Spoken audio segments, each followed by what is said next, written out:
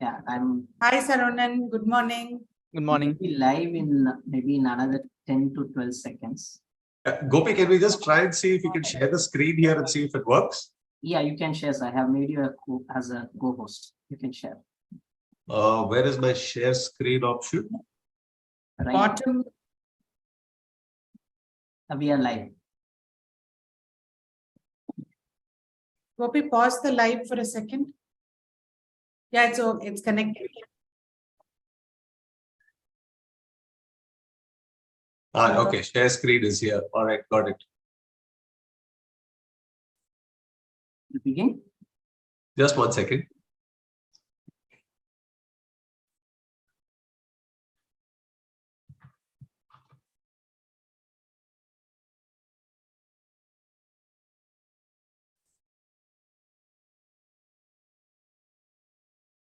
Is the screen showing through?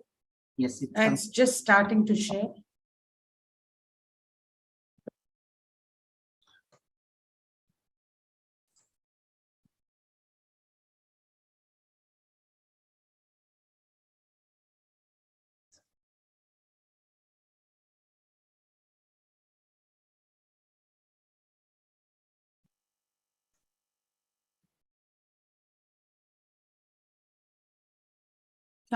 Saronan, I saw Shiva popping in and then popped out.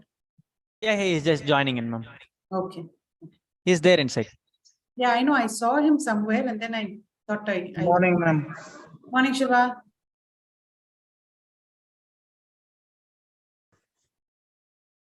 Sir, Shanmu Kumar sir, good morning. நான் இப்பதான் வந்து screen open பண்ணி பார்த்துட்டு இருக்கேன். Good morning.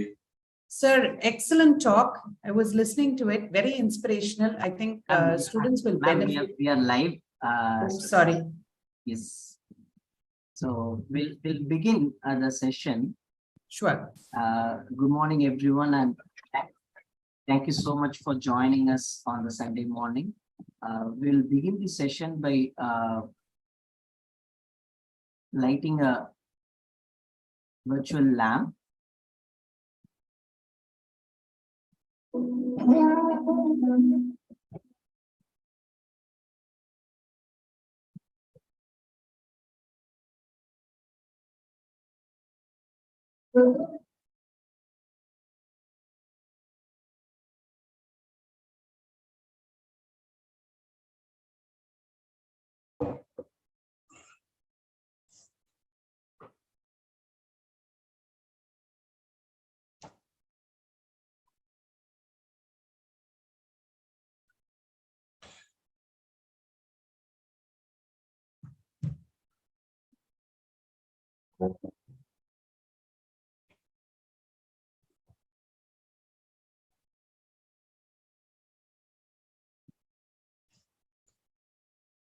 I request our principal, Dr. Saranya, to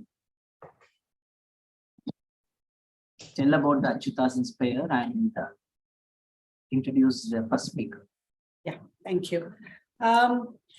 So thank you for joining us on a Sunday morning. This is Saranya here. It's a huge pleasure for us to have all of you join us here for a session that is very, very close to our hearts.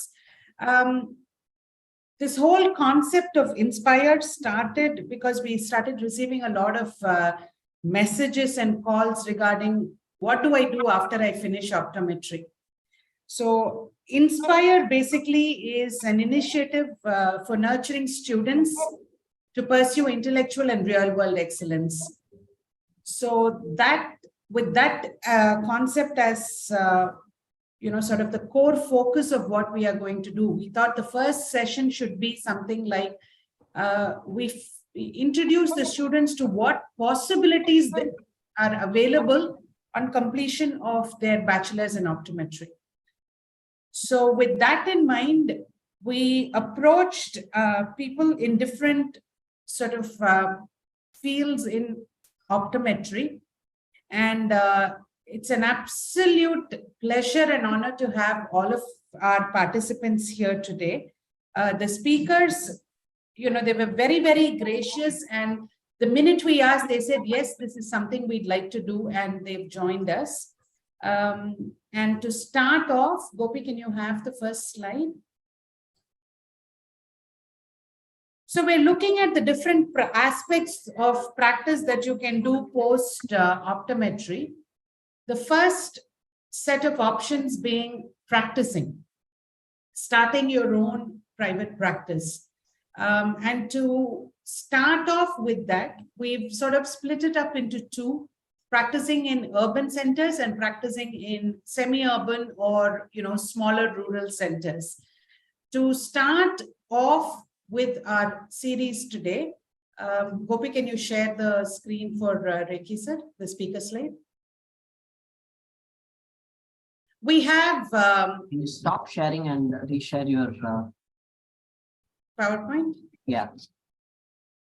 Reiki, your screen is stuck. So do you want to stop share and then, yeah.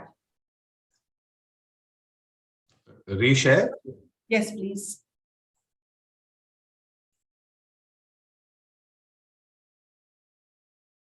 Perfect. So it is my absolute pleasure to invite Mr. Preeti Singh Reiki to talk to us regarding independent practice opportunities in urban cities.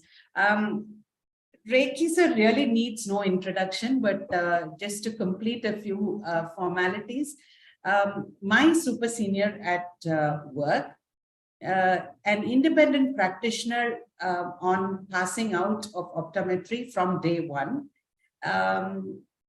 He is one of those people who, I have patients from different parts of the country coming and telling me, "Humne Dr. Reiki ko dekha tha." So they go see Reiki sir and then come back, and tell us that, aap wahi usi college se hai, and it feels really nice, you sort of say, yeah, I am. So thank you, Reiki, for putting ESO on the map as well. And the other thing is, he actually embodies what we wanted to really push across or convey to the students: how an independent practitioner can actually create a space for themselves and do wonderfully well. So without saying anything further, sir, I'm going to hand over the screen to you. Thank you. Thank you so much, Sharanya. Happy that in whatever little way we've been able to contribute to optometry, I've been able to do so. I still remember Dr. Badri saying, just go out and practice. It's your patients who will promote optometry for you rather than you trying to promote yourself. And I think that has worked out very well. So just to start off with this, I think I started off my practice in 1991.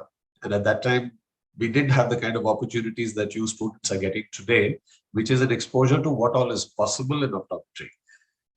In our time, there weren't any independent or maybe one or two independent optometry practices, which maybe did a lot more of contact lenses than anything else, but not real diagnostic work. So I'm here to talk to you about independent practice in urban cities. So, one second. So, once you've graduated, what do you do? I think I have the wrong presentation. Just give me 1 minute, please. Yeah, sorry, I've got this. So once your graduation is complete, what is the next step to do?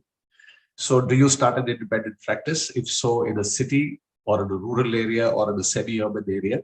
So when you go to a big city, there are multiple problems. There are multiple opportunities. With every problem, there are opportunities. So the issue is that if you want to get into a niche practice, which kind of niche practice is going to suit you?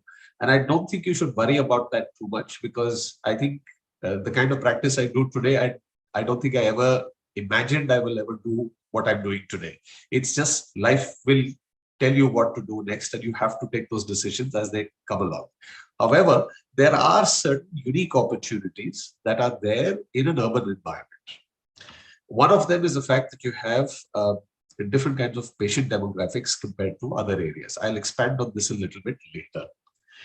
And the kind of practice that you set up, today at least, is there are multiple modes. I will expand a little bit more on this.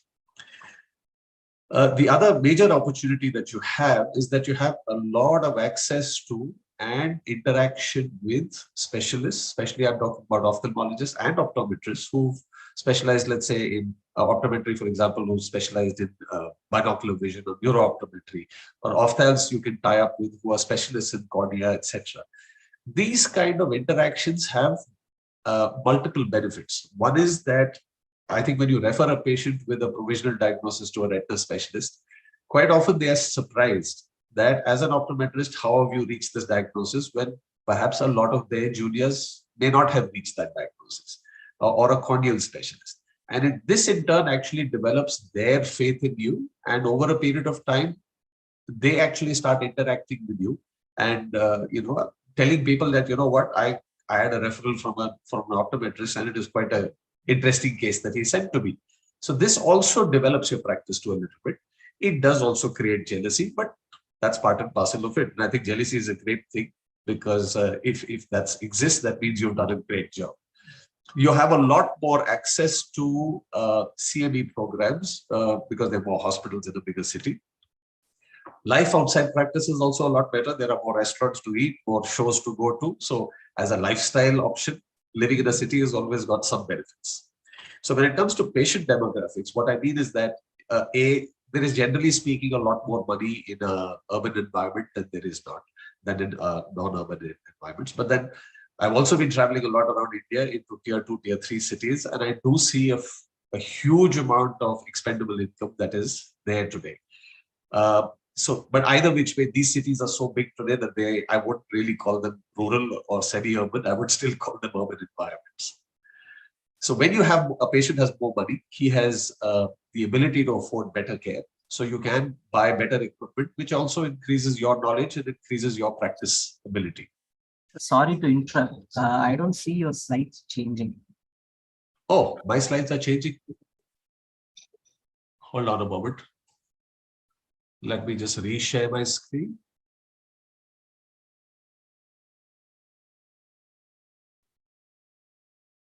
Can you see it now? Yes, now I'm able to see. Yeah.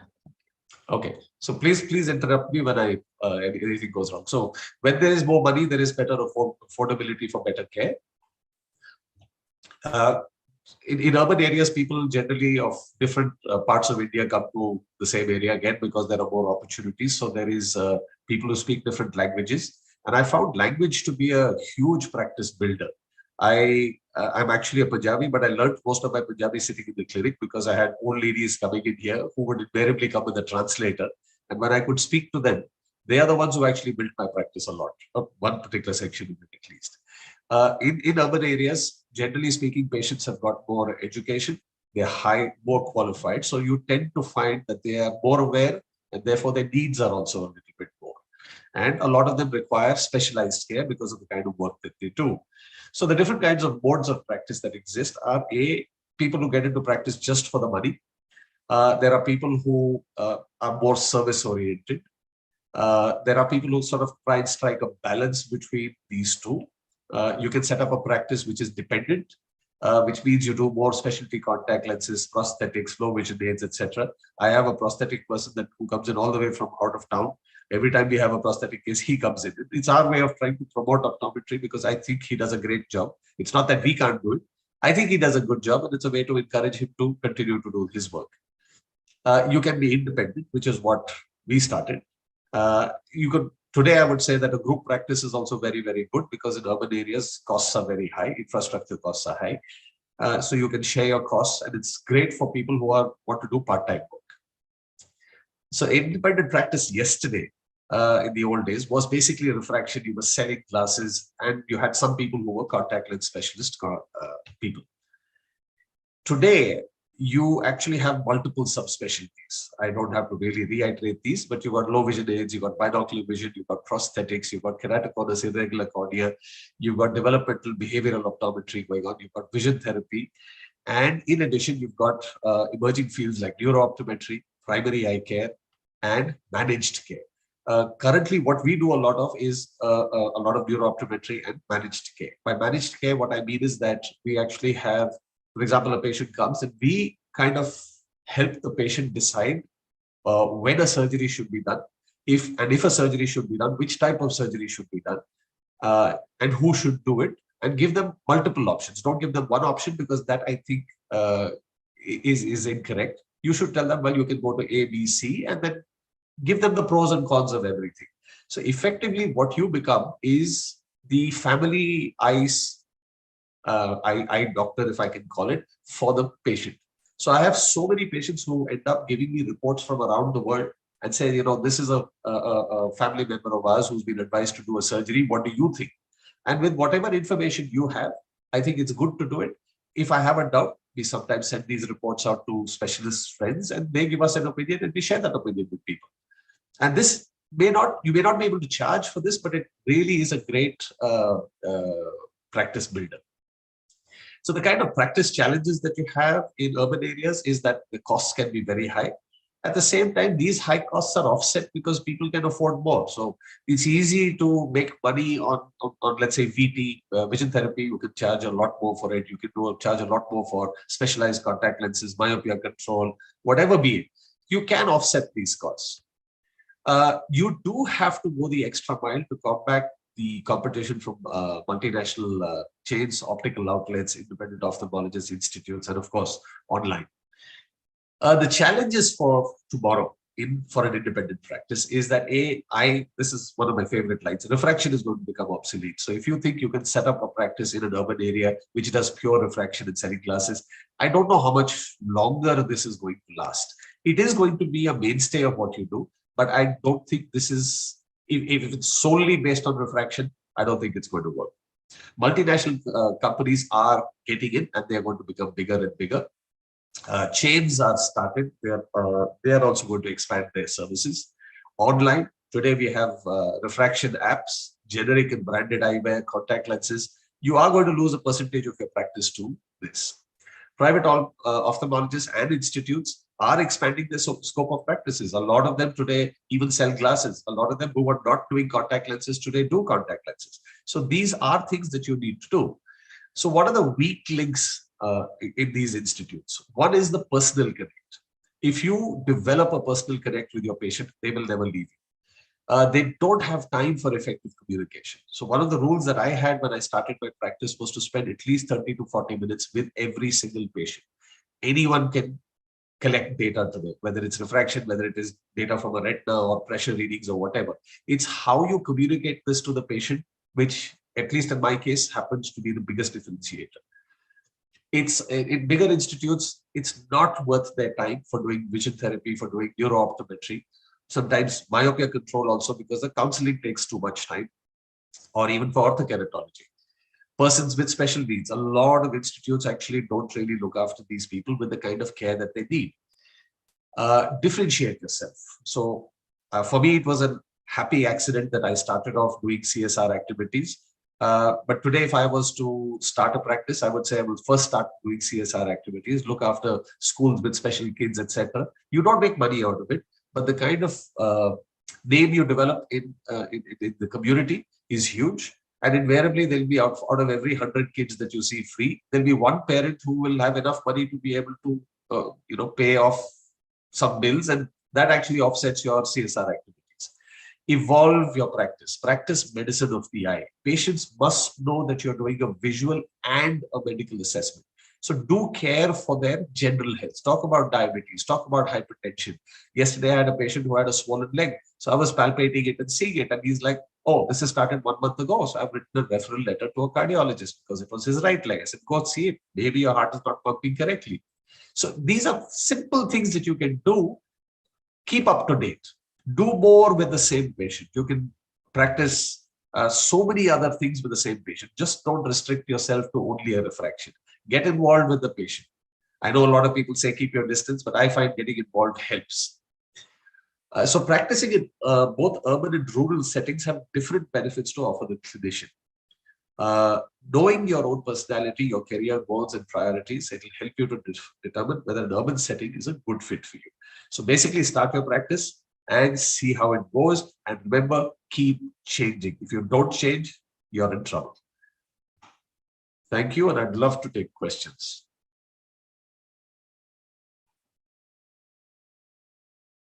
Thank you so much for that insight on practice in urban setups. So before any other question, Reiki, what prompted you to start your practice? Why did you want to start your practice? But I didn't want to work for it. And I think my experience in Nethralaya was that I wasn't happy with multiple things there, in the sense that the kind of, you have 2 minutes to tell a patient, for example, working with a child with special needs, you would spend 1 hour, 1.5 hours with the kid, and a teacher would have accompanied the child. And, as in essence, you will dilate the patient, you'll work up the patient. Eventually, the ophthalmologist sees the retina and he tells the teacher, oh, the child has got macular degeneration. He would write a prescription which would say minus 0.75 cylinder or minus 1 cylinder, 6/60 vision, and give a prescription. This is extremely unsatisfying to me because or let's say a -1 power or a minus 1.5 spherical. The child is not going to benefit by wearing glasses. Second, the teacher doesn't know what macular degeneration means. We haven't been able to, in which way did we actually make a difference to that child's life? Whereas when you start getting involved with the kid and speaking to the teachers, speaking to the parents, it makes a difference. I'll give you a simple example, how I got involved with special needs kids. And this is what I learned from them. And if this is happening to them, it's happening to our patients also. We had a child who they were trying for, I think, 3-4 months to try to get the child to do eye pointing, because this was a child with cerebral palsy, quadriplegia, and the only eye movements were there. They were trying to get this child to see a cup and a saucer. And at some point, this was all on telephone. I was talking to one of the teachers, and I think I just finished at SN at that time. And I just asked the parent, the teacher, what color is the cup and saucer? And they said white. I said, what's the background? Oh, no, Formica table, whitish in color. So I said, just put a black chart paper, put the cup and saucer on it, and let's see what happens. And she called me back the next day, said, the principal, Poonam Natarajan, wants to meet you. So I said, why? She said, no, because what we tried to get the child to do for 3 months completely altered when you just made the background different. So this behavioral aspects, that is observing a behavior in a parent, in a patient, I think is highly predictive behavior. And it happens to every single patient of ours. I can translate this to hundreds of examples. 18-year-old girl coming in who's got one eye that doesn't move to the left. Where will she sit? She sits on the left-hand side of every single sofa, and the TV is on the right. And if a sister is sitting there, she will sit there or she will have a fight. And when you have this predictive behavior, the parents then, I've had parents cry and say, how many times we've had fights at home saying that, why do you insist on sitting at the sofa? And these are people who have gone and had that diagnosis done by hundreds of people. So I've learned from these special kids and translated that for you and me, it's very easy to understand when someone says, why do I sit on the left? But why can't we say that, do you realize that you're actually doing this? Do you realize that you don't play a sport because you're using only one eye? These are simple things for you and me, but why can't we be predictive about it? And I think that counseling, spending time with a patient is what I wanted to do. And that's one of the biggest reasons that this clinic was set up at that point. Long answer. No. I mean, it's from the heart, and I think it conveys what a lot of us really sort of went into practice for. So there's a couple of other questions. One which said, what are the complications? I think they mean, what are the difficulties you faced when you started your independent practice initially? Oh, 1991, there were many difficulties. We had thugs come into the clinic, sent in by a local ophthalmologist, and sad to say this. But he was surprised that I had the kind of equipment that I had. And he says, oh, he's an optometrist. How can he have all this equipment? Cut to 25 years later, for a long time, and even now, we manage his practice. Right. So it's an interesting thing. He actually got around to trusting me more than his colleagues when he got older, because we weren't taking over his practice. We said, you've got a son who does this ancillary work. We'll just refract the patients and we'll send it for you. And, we look after the eyes, but let your clinic run. but we run it under his name. It's not under our. Wow. Okay. So there have been many challenges. So for example, even today, there are some retina specialists who are unhappy with the fact that we actually decide on a patient's whether they should do a therapy or they should not, because we actually give them, I think, a better pro and con discussion than they would. So it's an interesting. Every day is a new challenge. Another one is from Larifa Kamal, who says, should we get any license to start independent practice after graduation? I don't think there is any licensing system today. To the best of my knowledge, it doesn't exist at all. So you can start any practice that you want. But yes, remember that there are certain things that you cannot do. So please do keep that in mind, that what you can and cannot do, practice within the law. And I don't think you should ever have a problem. There's another one which says, at the starting of independent private practice, how did you manage the money? How did you manage your money? That was a tough one. I think I was a little lucky in it, in the sense that I had managed to get a bit of a loan from the bank and a little bit of money which my parents had given me, and we set up the practice. What did make a difference is that I did not have this foresight, but I did have exposure thanks to my father. He said, go out and see what optometry practices are like outside the country before you decide to do this. I was supposed to do a master's in Canada, and I went there and I was assessed by somebody. And within 2 days, he told me, he says, you've seen more eyes than 99% of the graduates who get out of an institute, but you don't have knowledge in certain things. So I took some short courses. And then he said, don't do a master's, because here, that time there was no clinical masters. He says, if you're a clinician, go back, start your practice. You still have to wait for your first patient. But that exposure told me how to design a clinic, how to work around in a clinic. So actually my clinic today is, I haven't changed in 31 years. It's exactly wherever I thought of, I would need a plug point, I still have it. If I buy a new piece of equipment, there is a plug point for me to install it. So there was a lot of thought that went into designing the place. And that, yes, makes a difference. Okay. There's tons of questions coming in. So I think the next question, can you start practice after bachelor's, or is master's required? I think you kind of covered in what you just spoke right now. There's just one other question, which I think is quite interesting. What are the limitations in private practice? I don't think there's any limitation other than by law, what is covered. Obviously, you can't do surgeries. So for example, today, we've reached to a stage today that even medication is prescribed by us, because we have ophthalmologists on our panel. So what had started off with a simple sort of a thing, see, you send a patient with, let's say, a simple conjunctivitis or with a uveitis or whatever it is. After a while, that ophthalm says, you know what, you already, next time you call him and say, you know, I'm sending you a patient with a uveitis, you know what, just give him this, don't waste my time. Because they're very busy. And over a period of a few years, they actually understand that you are capable of diagnosing certain things. So most of them actually want us to prescribe, but we do make a file note and say, spoke to so-and-so, and he is prescribed this. Now, over the last few years, that speaking to them is also stopped, because we actually start off with prescription, because their name is on my letterhead.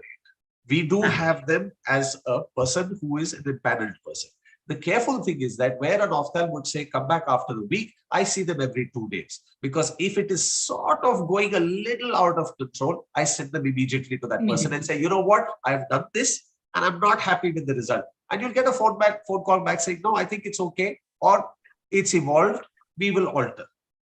So they have to have your back, and that has to be a written understanding. So we do pay them a retainer just for legal purposes, to say that, yes, you know, they are empaneled by us. Interesting. So they are sort of on retainer.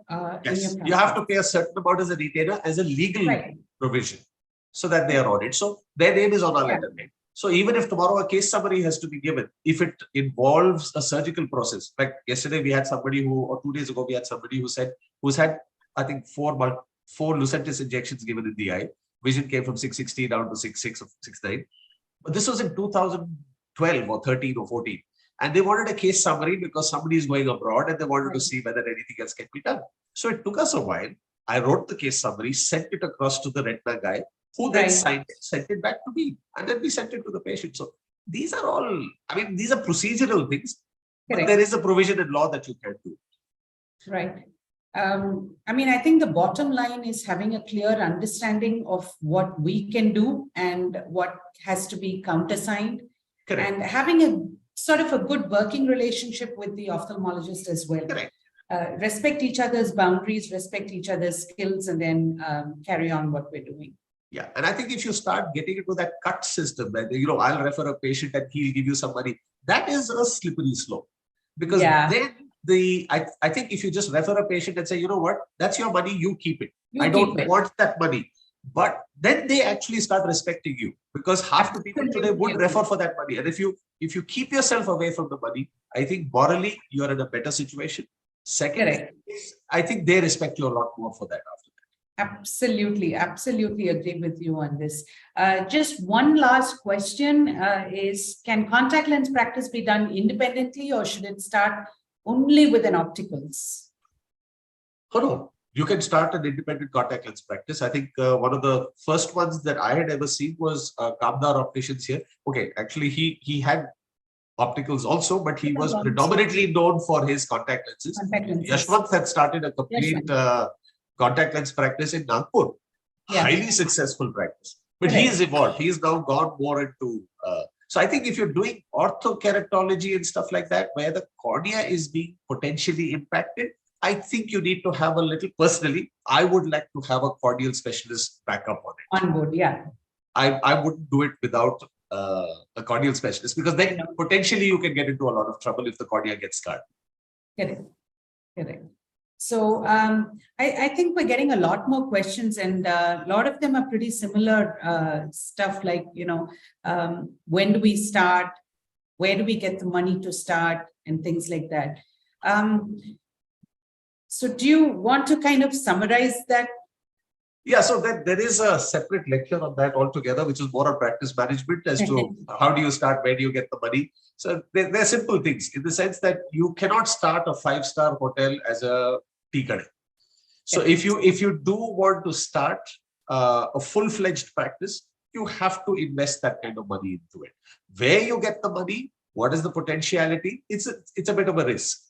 So if you want to start in an extremely expensive street, your rentals are going to be very high, or your purchase costs are going to be very high. Now, you cannot have an expensive store and have a trial frame and trial lenses. That's not going to work. I would rather go to maybe a semi-urban area and where the rentals are a little cheaper, and start with high quality equipment, because I think equipment is what will differentiate you from somebody else. I've used a phoropter from day one, and I still use it.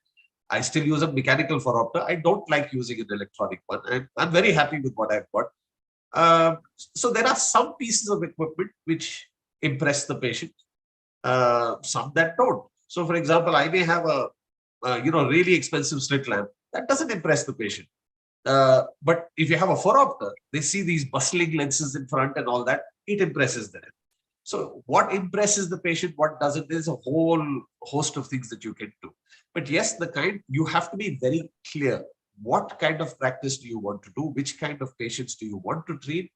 And you can't treat a person, let's say you want to, sell something for 60,000 rupees. You cannot be in a small setup and try and do it.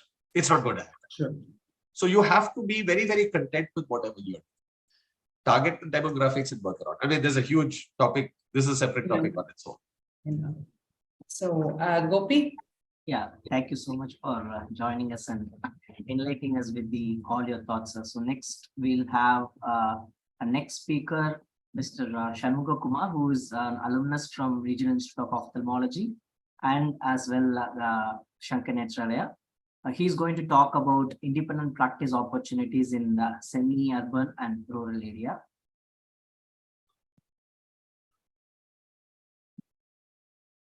So in continuation with the talk of private practices, the first talk we had was in an urban setup. And now following Reiki sir, we have Mr. Shanmuga Kumar sir, who is an optometrist who is practicing I would call it a semi-urban or a rural area. I think it is very interesting to listen to his experiences as well. Thank you, Reiki sir, for your wonderful inputs. Thank you, Sharanya. Thank you so much for giving me an opportunity to talk to the students. Thank you.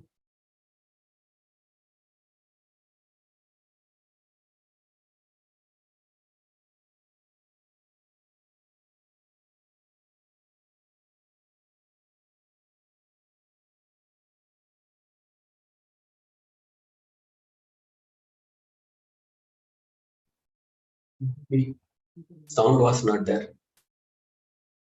Gopi? Gopi, volume is not there. My personal experience, around 30 years of experience. Yes, I was practicing. Not able to hear? It's just starting to get audible. Do you want to replay from the beginning, please? Sorry. Once again. Yeah. Yeah.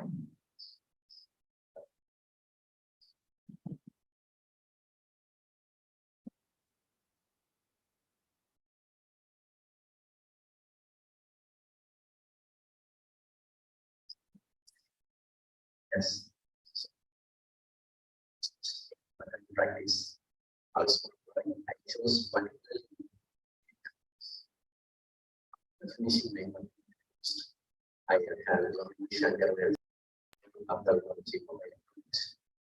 so found there are a lot of patients with having severe eye problems with untreated.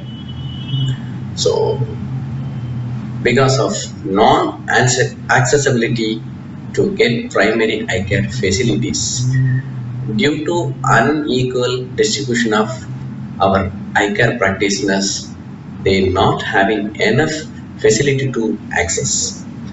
Lot of optometrists practicing only in metros and city sites. Very few are practicing in rural area.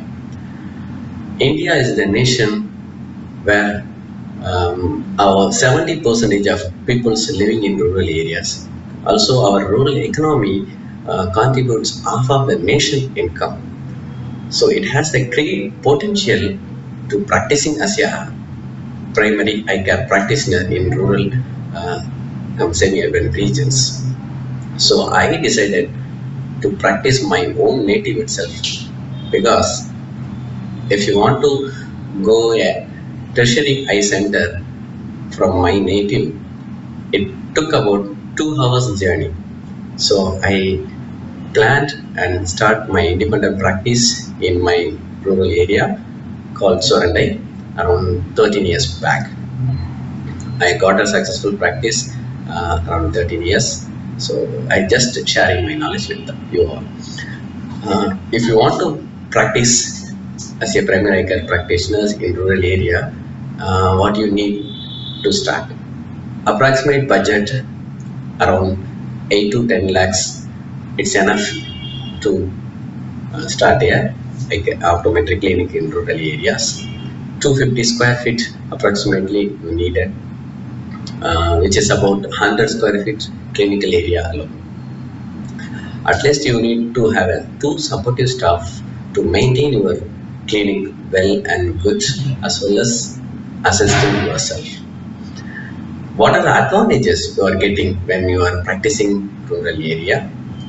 So when you are practicing in your hometown, will be highly beneficial, because the area where you born, you grow up, will be the better one to practice compared to others. You know that your area very well in and out and its surrounding. For example, if you are a cricket fan, you know how difficult a cricket team beat their home ground. Like that, your area, your native will be your strength. Also, less competition. When you are practicing in rural and semi-urban region, there are no big eye hospitals. There are no corporate chain of optical showrooms. So you can have less competition. You can practice with your own way without making any compromises. Also, you have very less operating costs. Here the rental, manpower, other expenses are very less compared to city sites. So you can have more revenue and more profit by reducing your operating costs. I want to share my own experience in COVID time. So we have managed without any big trouble because of this less operating costs. Lot of individual practitioners in city sites and metro sites, they have closed their showrooms because of high operating costs. So there is a minimal risk when you are having practicing in a rural area. So even though your business was less, you cannot you can practice without any big trouble. So minimal risk was here to practicing as a optometrist in rural area. Also, you can gain more job satisfaction. Where we are practicing here is the needed place for primary eye care. So a few years back, one Diwali time, a grandma bring her grandson around night 9 o'clock. Was found that there is a cracker's injury and total hyphema with corneal epithelial damage. There is no transportation at the night time to reach the tertiary eye center. We had a teleconsultation facility with us, so we had a tie-up with an ophthalmologist. So we connect with an ophthalmologist and get the guidelines from them and given first aid to him. The next day morning, we refer to the consult ophthalmologist. After 3 weeks of follow-up, he gained the vision from HM plus 2, 6/6 partial. So that is the day we found a proud moment in my life to practicing as a optometrist. So we are practicing where the needed for primary eye care. Also, what are the challenges we have come across? Reaching an optometry in the area, it's a big task for us. Practically speaking, in my initial days here, there is no awareness about optometry. So a lot of people thinking that we were only optician, we were only doing refraction and dispensing glasses. But once they enter to our clinic, then only they come to know we were doing eye examination. We are the eligible person to do the all eye visual function test, everything. So it took about 3 years to getting repeat customers for us. So it also upgrading your practice. Only dispensing and refraction is not enough to practicing in semi-urban rural areas. You need to have a complete eye care setup. Like you have to do tonometry, gonioscopy, visual field test, and fundus evaluations. We had a fundus camera to evaluate fundus. We had all equipments to evaluate glaucoma evaluation and pediatric evaluation. We have a tie-up with an ophthalmologist, so we are doing pediatric evaluation as well as ROP checkup for premature baby. So this is the big task for us to upgrade my practice. If you want to upgrade your practice, you need to have a financial support too. So if you want to be a successful entrepreneur, you should know the financial management too. So 10 years back, I tried to get a loan from a bank. I was stepped into 100 times to getting. So to make the relevant documents, it took about 3 months time. So now I regularly maintain all relevant documents to get a loans and everything, all papers are up to date, so that I can arrange a loan within 3 to 4 days. So also updating your knowledge is a big updating your knowledge is important thing to update your practice. Once you come out from your college, conferences on online seminars are the only way to update your knowledge. So all conferences are conducting in Chennai, big cities like that. So we are the south corner of Tamil Nadu. If you want to go a conference in Chennai, so it took about 3 days, 2 days, or 5,000 rupees I have to spend to reach that. So nowadays, almost online conferences, online seminars are there to update our knowledge. So we are utilizing the online conferences, online seminars like this. So my take-home message is lot of potential available in rural and semi-urban area. Utilize the potentiality. If you want to become a successful entrepreneur, you should know the need of people. So if you fulfill their need, you will get successful practice. So I request all upcoming young practitioners like you, first learn good proper eye from my proper eye hospital and learn everything, at least 5 years working experience, and then you come to practice with your individual practice in rural and semi-urban area. I wish you all a very successful practice in future. All the best for upcoming practitioners. Thank you so much for giving me a wonderful opportunity. Thank you, Charanya Madam, and thank you, Dr. Gopinath. Thank you so much.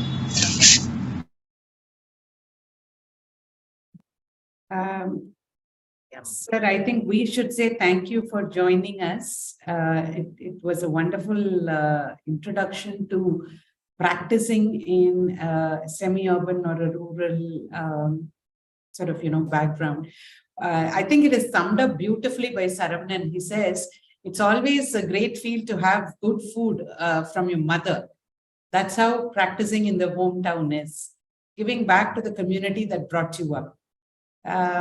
So we have a couple of questions for you, sir. How much do you charge for the consultation? How many optometrists, supporting staff in your practice, and how did you start and how are you having your practice set up now? So I charge consultation fees as 50 rupees. So it's a nominal cost for the rural and semi-urban area. So apart from the hospital charges 150 rupees, madam. So comparatively, they should know, yes, of course. So in nearby hospitals around 150 rupees they have charged. I have charged around 50 rupees for consultation. If we do a further test, like we are doing fundus evaluations. So dilatation fundus evaluation, so we're charging around 300 rupees. Fundus camera, we have fundus camera. So if the needed patients, suppose we need to have evaluate diabetic retinopathy or high myopic patients, or particularly anybody having retinal problems. So we put dilatations and dilated fundus evaluation. We charge around 300 rupees. Also, we had a visual field test, and for that we had charging around 100 rupees. Also, we are having CMS test and gonioscopy evaluations. For those, we charging around 50 rupees. It generate my revenue and getting more profitability. So we are having extra testers apart from refraction, all those things. So we can charge them. So they initially it's a big difficult to explain the patient to getting a professional fee. But there everybody doing free eye testing. But I am charging that. So I have explained the polite way what we are making the different from others. Then they realize the fact.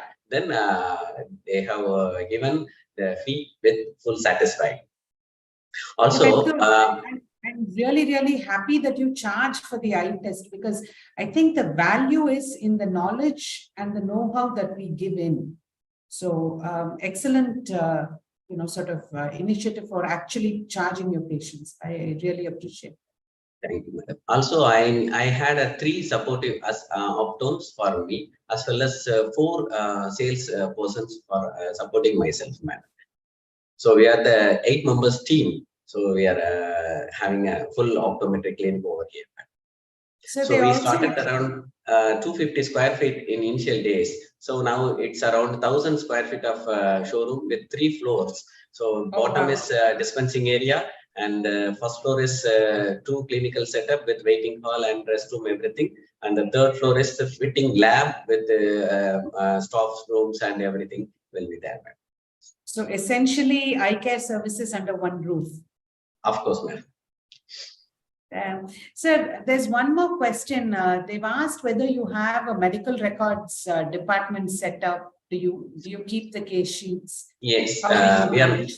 Yes. We are not keeping any case sheets. We have a software to maintain our all old records. So every patient who are enter into us, so we have the reception. They have the proper entry of we have the following the systems. So like patient entry and registration, then kept into the waiting hall, and then doing the refraction and proper evaluations will be there, and then we go for the dispensing or proper counseling to them. So likewise, we have a system of process. So all patients we are keeping record. Without record, no patients go out.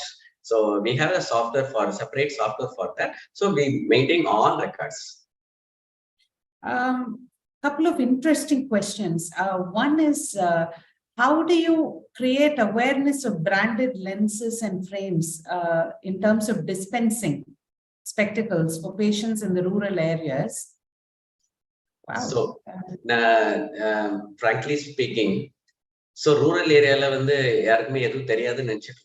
but they are more aware than us. So they are telling recent days, one of my patient asking about smile procedure. So I have explained about smile procedure, and then he said how much cost it will be. Sir, it will be around 1.2 lakhs. No, sir, I have heard about 1.5 lakhs. So you are telling less than that. So we think that the rural people doesn't know anything, but they have the knowledge, because here the people who are here, they are practicing in IT peoples or software engineers and doctors in city sites. So the rural area is much aware about eye care. Nowadays they developed a lot. So initial days, I have creating awareness about optometry. Nowadays, all of my surroundings, nearly more than 30 students are doing optometry courses and working. Wow. Amazing. Itself. Yes. No, that's amazing. That really shows the penetration of how much people have sort of understood what optometrists can do. That's really amazing, sir.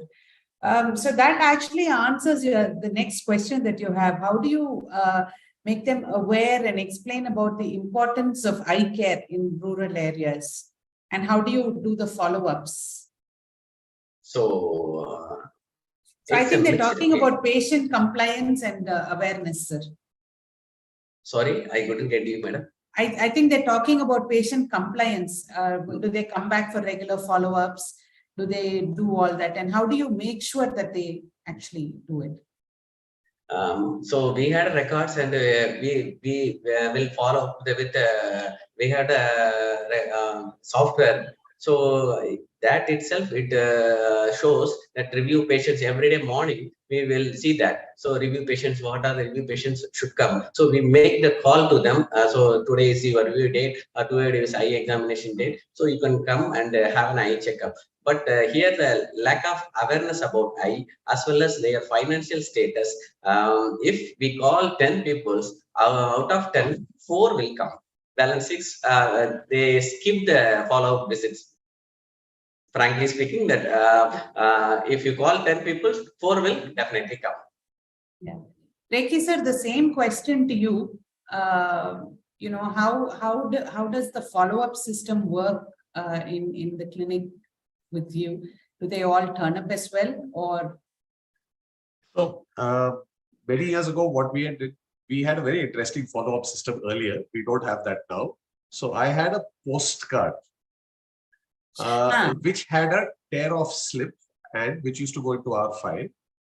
And what we did was we actually got the patient to write his own name and address. And we used to store this postcard with a scheduled appointment. Even if it was 1 year later, it was a scheduled appointment. And this really worked very well with high net worth individuals because a lot of junk mail comes.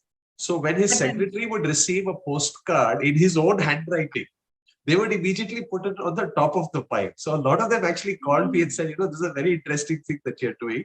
It's a great reminder system. So there were two reasons we did this. One was to say that we are helping to remind you. You wanted us to remind you. It's not that we are calling you to solicit business. Nice. It is business that was done 1 year ago. And we told you you need a 1 year follow-up and you have committed to being reminded for an eye check. It was an interesting follow-up. The problem was that about 10 years into it, we had patients who actually came and blasted us because we had posted the cards and it hadn't reached them.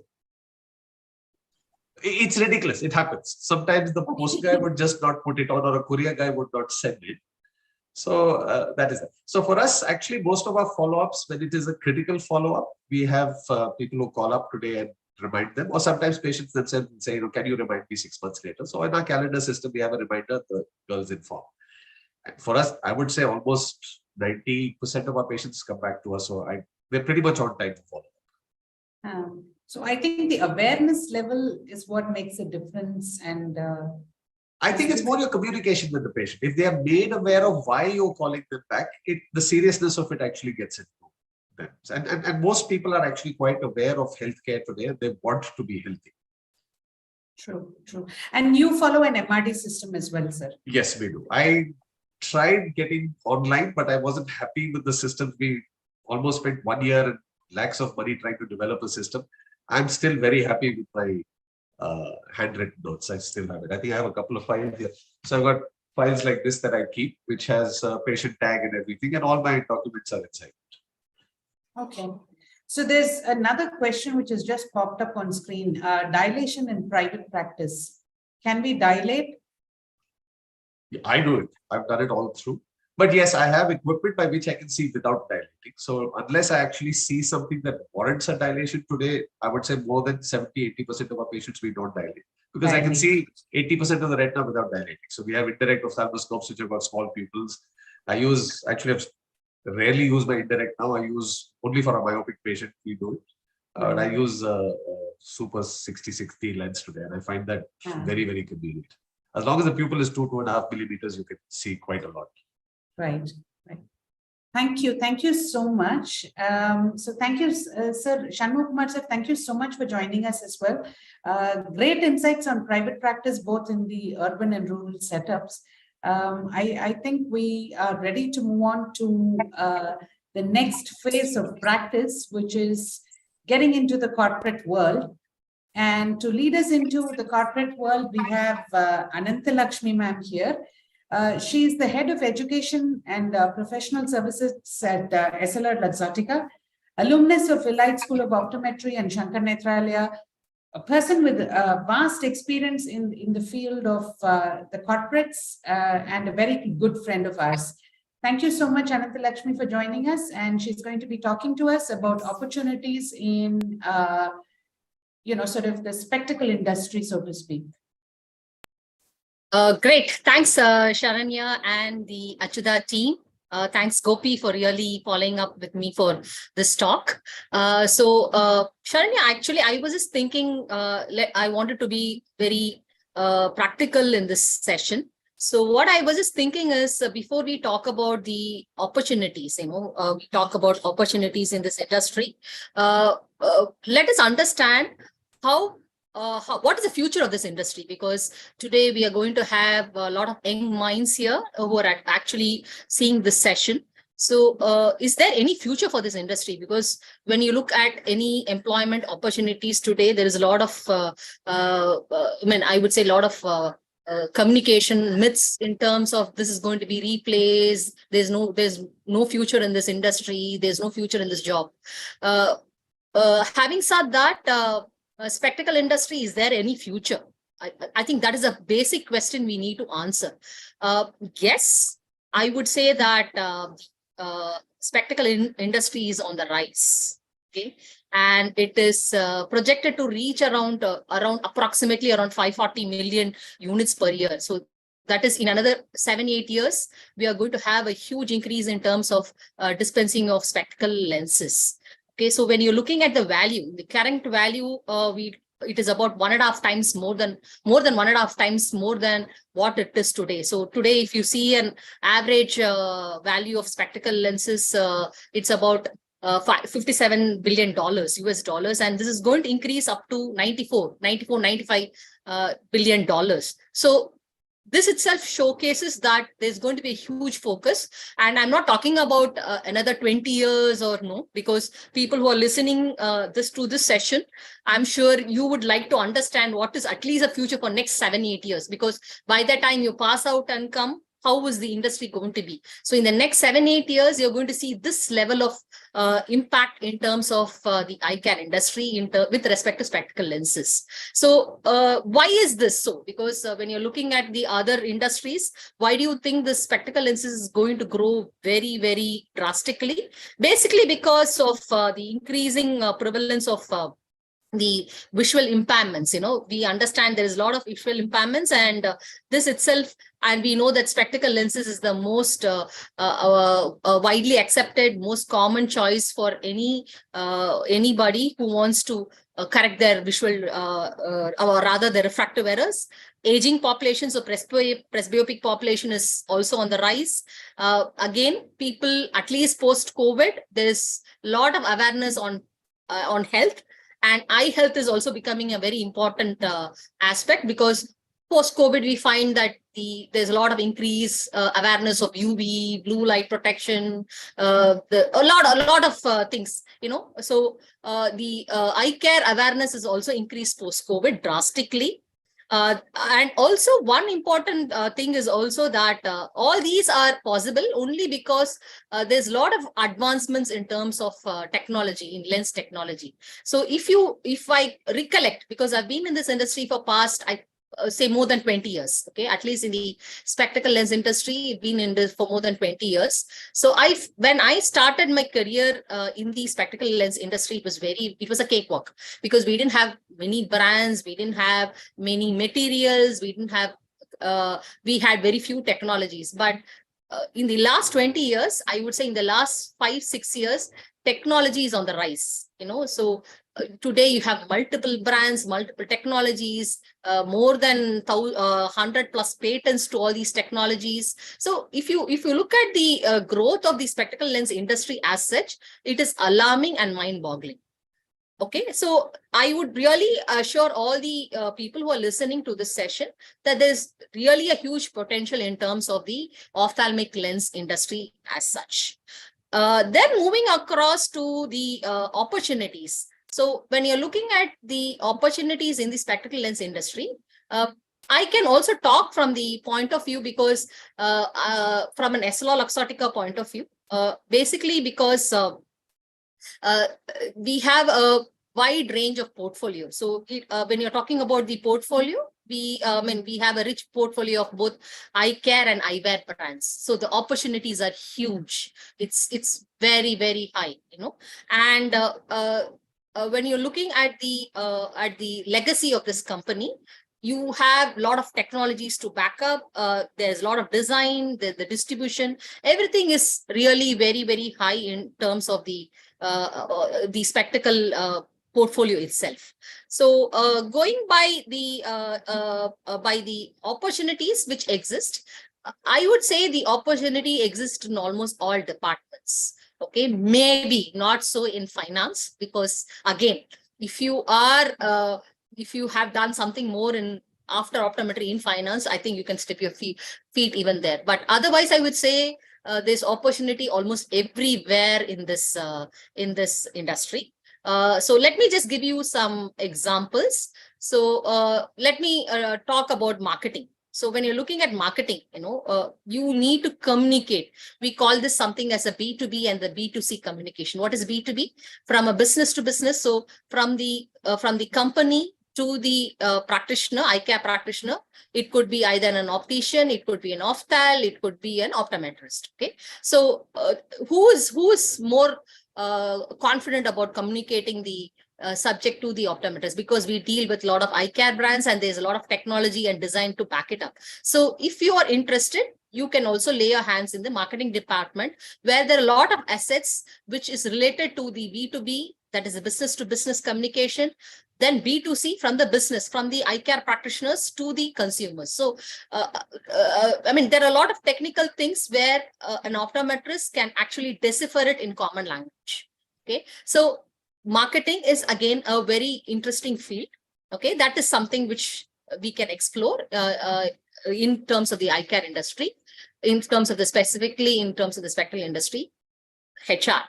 Now, we had also optometrists even in HR in terms of recruitments, because you understand the profile of the optometrists, you can help them in onboarding, you can understand their requirements. So HR is again one interesting thing. Again, what I am talking about is just not a direct entry. What you can do is, if you do your optometry and if you want to step into corporate, any corporate, and you want to step into different fields, then you may have to have a lot of further learnings in that field, because you can't just say I will do optometry and then I will try to have a hands-on marketing, I will have a hands-on HR and all those things. If you are interested, you can always spread your wings to these departments also. Then operations. I think operations is something which is very, very interesting, because all of us understand what is dispensing. We've been taught how to dispense lenses in some colleges. I would say in those days, we also knew how to actually grind lenses and cut lenses and fit it into the frames also. So there are some institutes today who do that also. So if you're more confident in all these things, this is a basic thing. You can even lay your hands on operations, wherein you will understand the entire process of the lenses. There will be, of course, further training which will be given to you, but operation is something which you can explore. The other one is also in terms of product heads. So you have various brands. You can also head the brands, because you understand the product more deeply, more from a not only from a technical point of view, but also from a consumer centric point of view. So you could also be a brand head. Then, of course, it goes without saying, if you're having a passion for training, education, you could also be laying your hands in these fields also. And there is also an opportunity in research and development also, though it may not, the positions may not be available in India, but there is an opportunity in terms of research and development also. So if you look at on the whole, maybe I would have I would have missed some few departments also, because there are a lot of departments available. You have something called as instruments department, wherein you can actually, so how do I actually sum it up? It depends upon the spectacle industry which you aspire to be in. What are the brands? What is the portfolio of that industry, of that spectacle industry? What are the brands they deal with? Your opportunities would be based on this. So if they have a multi product portfolio, like how EL has, EssilorLuxottica has, then the opportunities are huge. So we have optometrists also in the instruments department who actually goes and trains and helps in installations and everything in terms of these in terms of the instruments. So I think the opportunity is huge. The basic thing is you need to understand yourself. It's not about joining a corporate or a spectacle industry. As an optometrist, we have various opportunities. You should understand yourself. Do I want to be in corporate? That is the first question you want to ask yourself. What do you want to do in the industry? Okay. And what are your efforts to go to that place? I think that is something which is very, very interesting. I would say that in the corporate, or rather in the spectacle lens industry, you have a chance to mingle, or rather you have a chance to contact all the eye care practitioners in this industry, so you will be able to reach out to the optometrists, you will be able to reach out to the opticians, you will be able to reach out to the ophthalmologists, depending upon the product portfolio, because currently we have the myopia management, which becomes a very, very important category today, myopia solution. So ideally, if you see, it's a very interesting field. I would only say one sentence, there are few people who want to learn from their own experience. I would say whatever I am today is also the what I have learned from others' experience, So basically the practitioners who are there out today, it could be Reiki, it could be Adi, it could be anybody whom I would say. The interactions which we have with the eye care practitioners actually grooms yourself, and you become more experienced and confident from others' portfolios. So this is what I thought I would say in a nutshell. Maybe I could answer some questions and then more specifically, and then understand what exactly they want to understand. Thank you so much for giving everything in a nutshell, ma'am. I think there are not much questions have popped up. I believe we will take up Mr. Ramesh's talk so that you two can together give the Sure. and so let me take up the opportunity to introduce our next speaker, Mr. Ramesh Pillai, who is an alumnus of Elite School of Optometry and Shankar Nethralaya.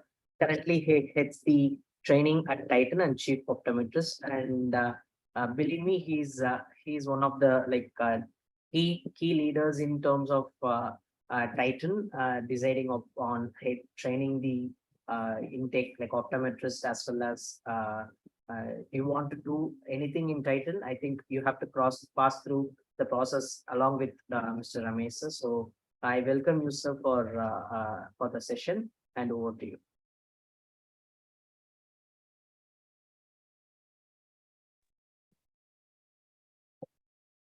So very good morning to all of you. Thanks, Dr. Gopi, for that nice introduction. And good morning, Saranya. So first of all, thanks for inviting me for this Inspire series organized by Acchutha Institute. And I think it's a wonderful initiative wherein you are, giving a clarity to the students of optometry. Yeah. I think so before even I start on what is in store in the corporate world, especially in the optical retail, I would like to sort of congratulate all the students who have logged into the session for choosing optometry as a career option, and also for successfully completing their 3 years of theoretical curriculum and qualifying as an intern. So yes, as the first 3 years of your studies has been spent in acquiring knowledge, and the final year is where you are going to really acquire your skill sets. Okay, so this profession is all about not just the knowledge, but it is also about acquiring the desired skill sets that you require when you pass out from your institute.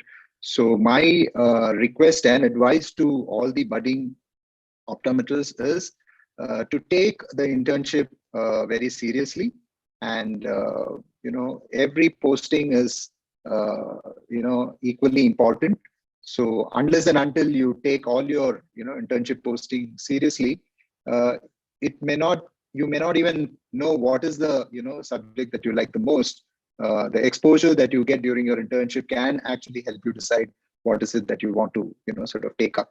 So I've seen a lot of people, initially they may think that I would like to pursue my career into clinical optometry, and then as they get into the various internship posting, there is a change in thought process, because there are certain postings which have actually given them more insights about that particular specialty, and hence you could change your decision. So hence treat each and every posting in your internship as seriously, so that there is a lot of learning that comes out of it. Yeah.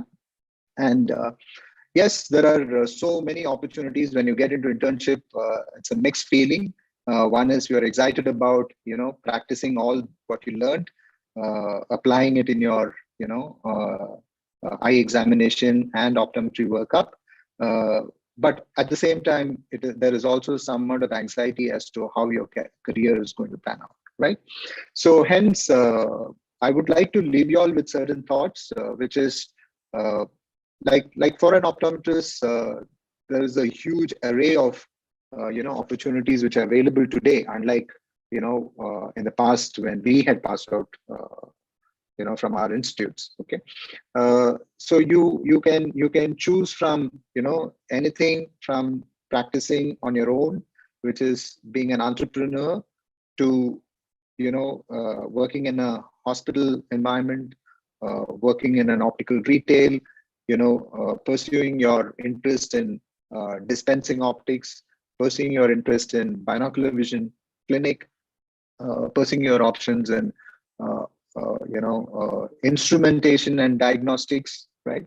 Research and development, which Anand had mentioned. So there's a whole lot of opportunities which are just going to unfold when you pass out. And I would say that optometry and optometrists are in a golden era where opportunities come knocking at your door today. Yeah. So hence, my humble request to all of you all is to take your internship posting very seriously and learn as much as you can, because this is the best time that you can actually practice and get your skill sets sharpened. Yeah. And in addition to your technical knowledge, what I would also want you all to focus is on the softer aspects, which is the soft skills which we talk about. Yeah. So it is not important that you be a good optometrist. You also need to know how you are going to, promote yourself, how you are going to, interact with your customers, interact with your fellow colleagues. So there are a lot of soft skills which we, say, which is very, very important for you all to, establish yourself as a professional. Okay. So it could be one is the first and foremost, soft skill that we would expect from any, a person who wants to join a corporate is the communication skills, right? So you may be a good optometrist, you may be doing a good eye test, you may be doing a good refraction, good diagnosis and all of that. But then if you're not able to communicate properly with your customers, with your patients, then, it really, you are falling short of, some important thing, right? Because even if you were to do a history taking, right? Even if you were to do a counseling, it is very, very important for you to, be a good communicator. So while I say communication, it is also equally important for you to develop those listening skills, because unless and until you listen to what the other person says, your communication could be a one-sided communication, right? So focus on your communication. How can you improve? And when I say communication, it is just not about talking good English. It is about talking any language which the opposite person is able to understand. Yeah. So it is about effective communication, which is language agnostic. Yeah. And always keep your communication simple and easy to understand rather than using those technical jargons, because as optometrists, as medical professionals, we normally tend to use those technical jargons, which we assume people on the other side should be able to understand, right? But then that's not the case. So hence we need to actually see how we can communicate in the language which the other person, a common person, can understand. If you're able to do that, then I think that is when you become an effective communicator, right? And the body language aspect, the grooming standards, yeah, how you groom yourself whenever you are in your practice, whenever you are, appearing for an interview. So all that really, is looked into, right? So it is basically the knowledge, skills, and the attitude which normally an industry would look for, a corporate would look for. Yeah. And so I would emphasize on you all also focusing on how can you develop your soft skills during your internship. Okay. Observe your seniors, observe the doctors with whom you are posted, how they interact with the patients, how they communicate with the patients, and how they carry themselves so professionally. Yeah. So we all would have some mentors in our life. We all have some role models in our life. So try and observe them, try and acquire certain skills. And there is a lot of time, we learn by osmosis, right? So you look at somebody whom you really idolize, and you automatically start getting some of their, mannerisms and the style with which they, communicate, right? So use this internship to also acquire those soft skills. Okay, now coming down to the optical industry, especially, I can only talk about what we offer at Titan Necklace. So we look at offering optometrists who have completed the bachelor's to join us as a store optometrist, and we give you total freedom as to do your optometry workup, which is right from history taking to doing an ocular examination, external ocular examination, to doing binocular vision assessment, to doing objective subjective refraction, and doing a slit lamp examination, and then finally counseling the customer.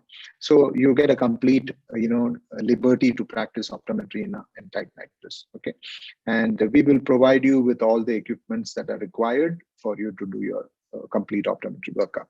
Okay, except for, yes, the fundus examination and the IOP check is something which we have not introduced, but as situation demands, we would be open to investing in those areas as well, right?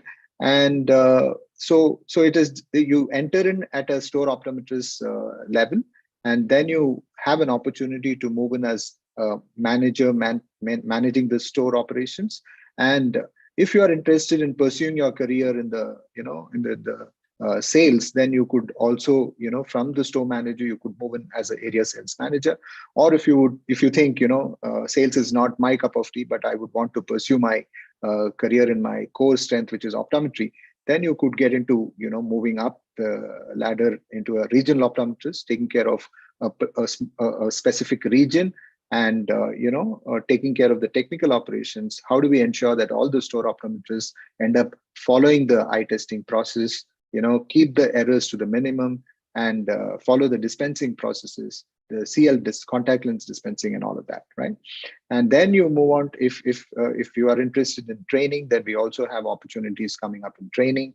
Then you can move into a product management level, product manager or a marketing manager sort of a thing, which is basically to look into how can you bring in products which are highly technical oriented, which is innovative, so that it can meet certain unmet needs of the customers. Yeah.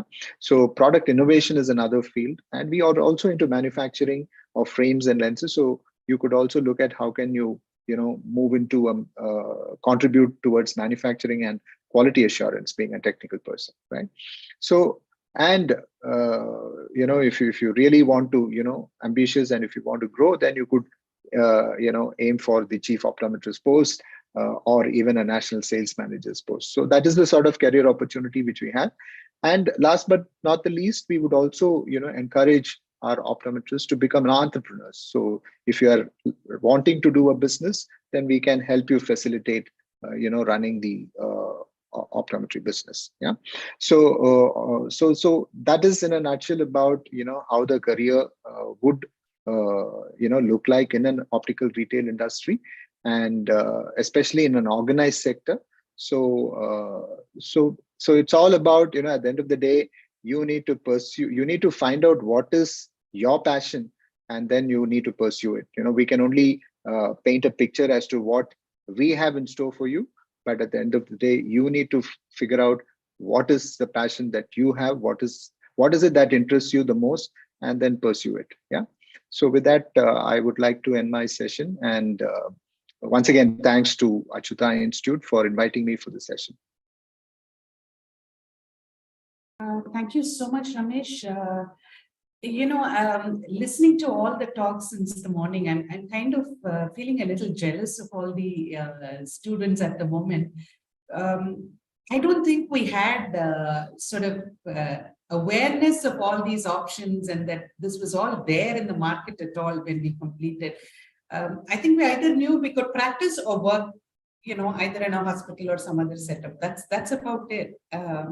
So it's really nice to know that there are so many different options and then bringing it to the fore.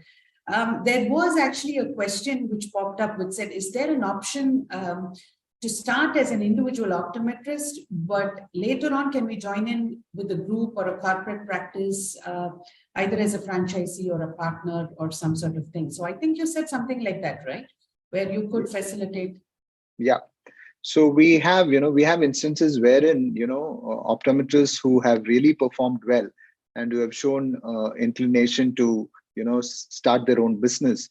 So we have actually encouraged them to become, entrepreneur of that particular store. And we have cases wherein, the person started off with one store and today he is managing about 3 to 4, Titan Plus stores. So yeah, it's totally up to the person, the individual.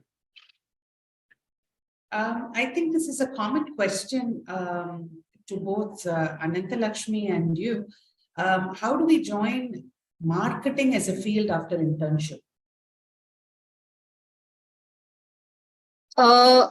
So very simple. As I told you earlier, see, once you join a company, you have a lot of inter-department transfers. So you need to acquire the extra knowledge, So if you can do a marketing course, you can do an MBA in marketing. If you want to do something in HR, you can do an MBA in HR. So ideally, you have to upgrade your skills in that line which you want to follow. So when you join a corporate, you have a visibility of all the departments. You need to continuously learn. So I would say continuous learning is something which is there throughout our life, and we need to do that in our career also. So if you have an aspiration to join a marketing role, then you need to upgrade yourself and then do the needful. And then you can apply for the job. There's an application which is given, and then you will be able to, if you are found suitable, you will be able to go into that department. Yeah, sure. Because there has been a lot of people like that internally also. So there's another question which says, are there any campus recruitments that you do, or is there any, how do we know about opportunities as freshers to join either SLR, Luxottica or Titan? Yeah, very good question. So one important thing is we are planning to have campus recruitments. From time to time, when we have vacancy, we would be calling it for campus recruitments. Second thing is also, if you have an aspiration to join the corporate, my suggestion is you can always write down to HRD at SLR this thing. Tell them that you are interested to join, and then you can actually, we also have our website wherein you can have careers opportunities also. You can click that, you will have the careers and opportunity.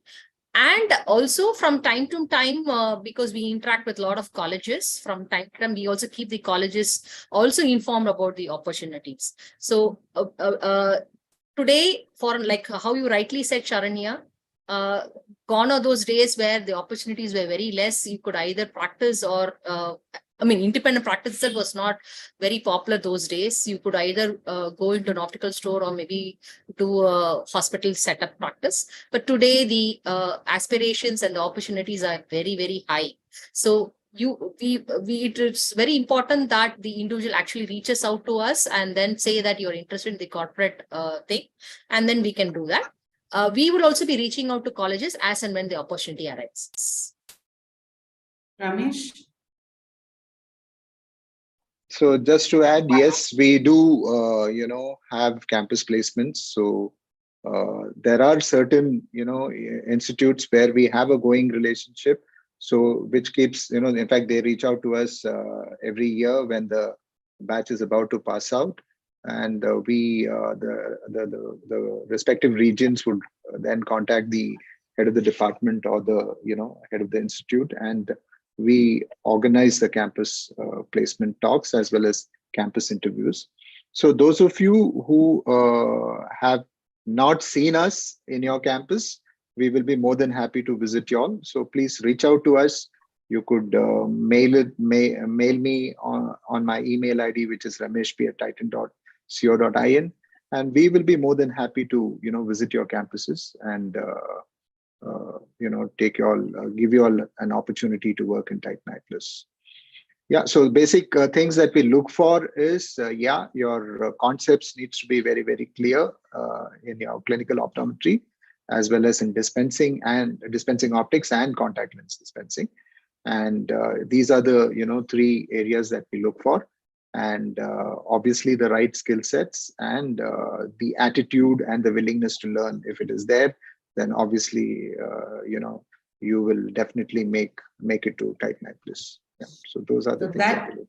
Yeah, that answers the next few questions that were there. How important is learning dispensing as part of, the 4-year optometry curriculum? Because I think it gets a little bit of a stepmotherly treatment in a lot of places. So I don't know. So I think you answered that question already. And they also wanted to know, what are the options in terms of, you said language skills. There's a question which says, is there a minimum set of languages that you should sort of know to practice? Okay, so ideally we would prefer, having people having the son of the soil, wherever we open, it is ideally we would want to have the person who belongs to that particular city or town to work in that store, because there is a local connect that you have, right? So, but unfortunately what happens is, we since due to lack of institutes in these tier 2, tier 3 towns, we have to take people from the metros and then depute them in these smaller towns. So smaller towns is definitely an issue, but ideally if we have people from those towns, then we would want to see how we can provide you an opportunity in your hometown, right? But having said that, there are a lot of students even from smaller towns aspire to work in a metro. So ideally, if you know English, if you know Hindi, that should work. And in South, it is a little more complex. You need to know English, Hindi, and the native language of that particular state.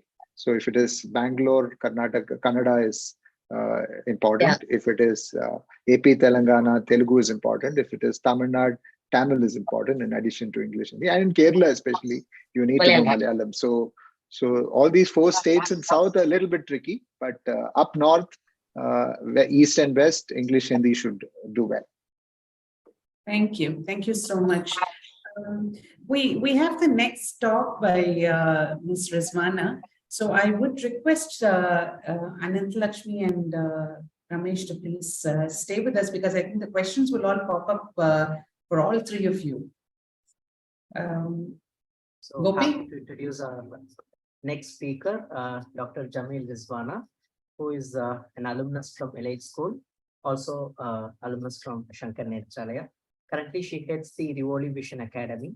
And having listened to Mr. Ramesh sir and Mrs. Anantalakshmi, and here we have Dr. Rizwana to share how opportunities are there in overseas, especially in UAE. Over to you, Dr. Rizwana. Hey, thanks, Dr. Gopi. Thank you. I'm going to share my screen. Just let me know if you guys can see me and hear me well. One second. Things happen.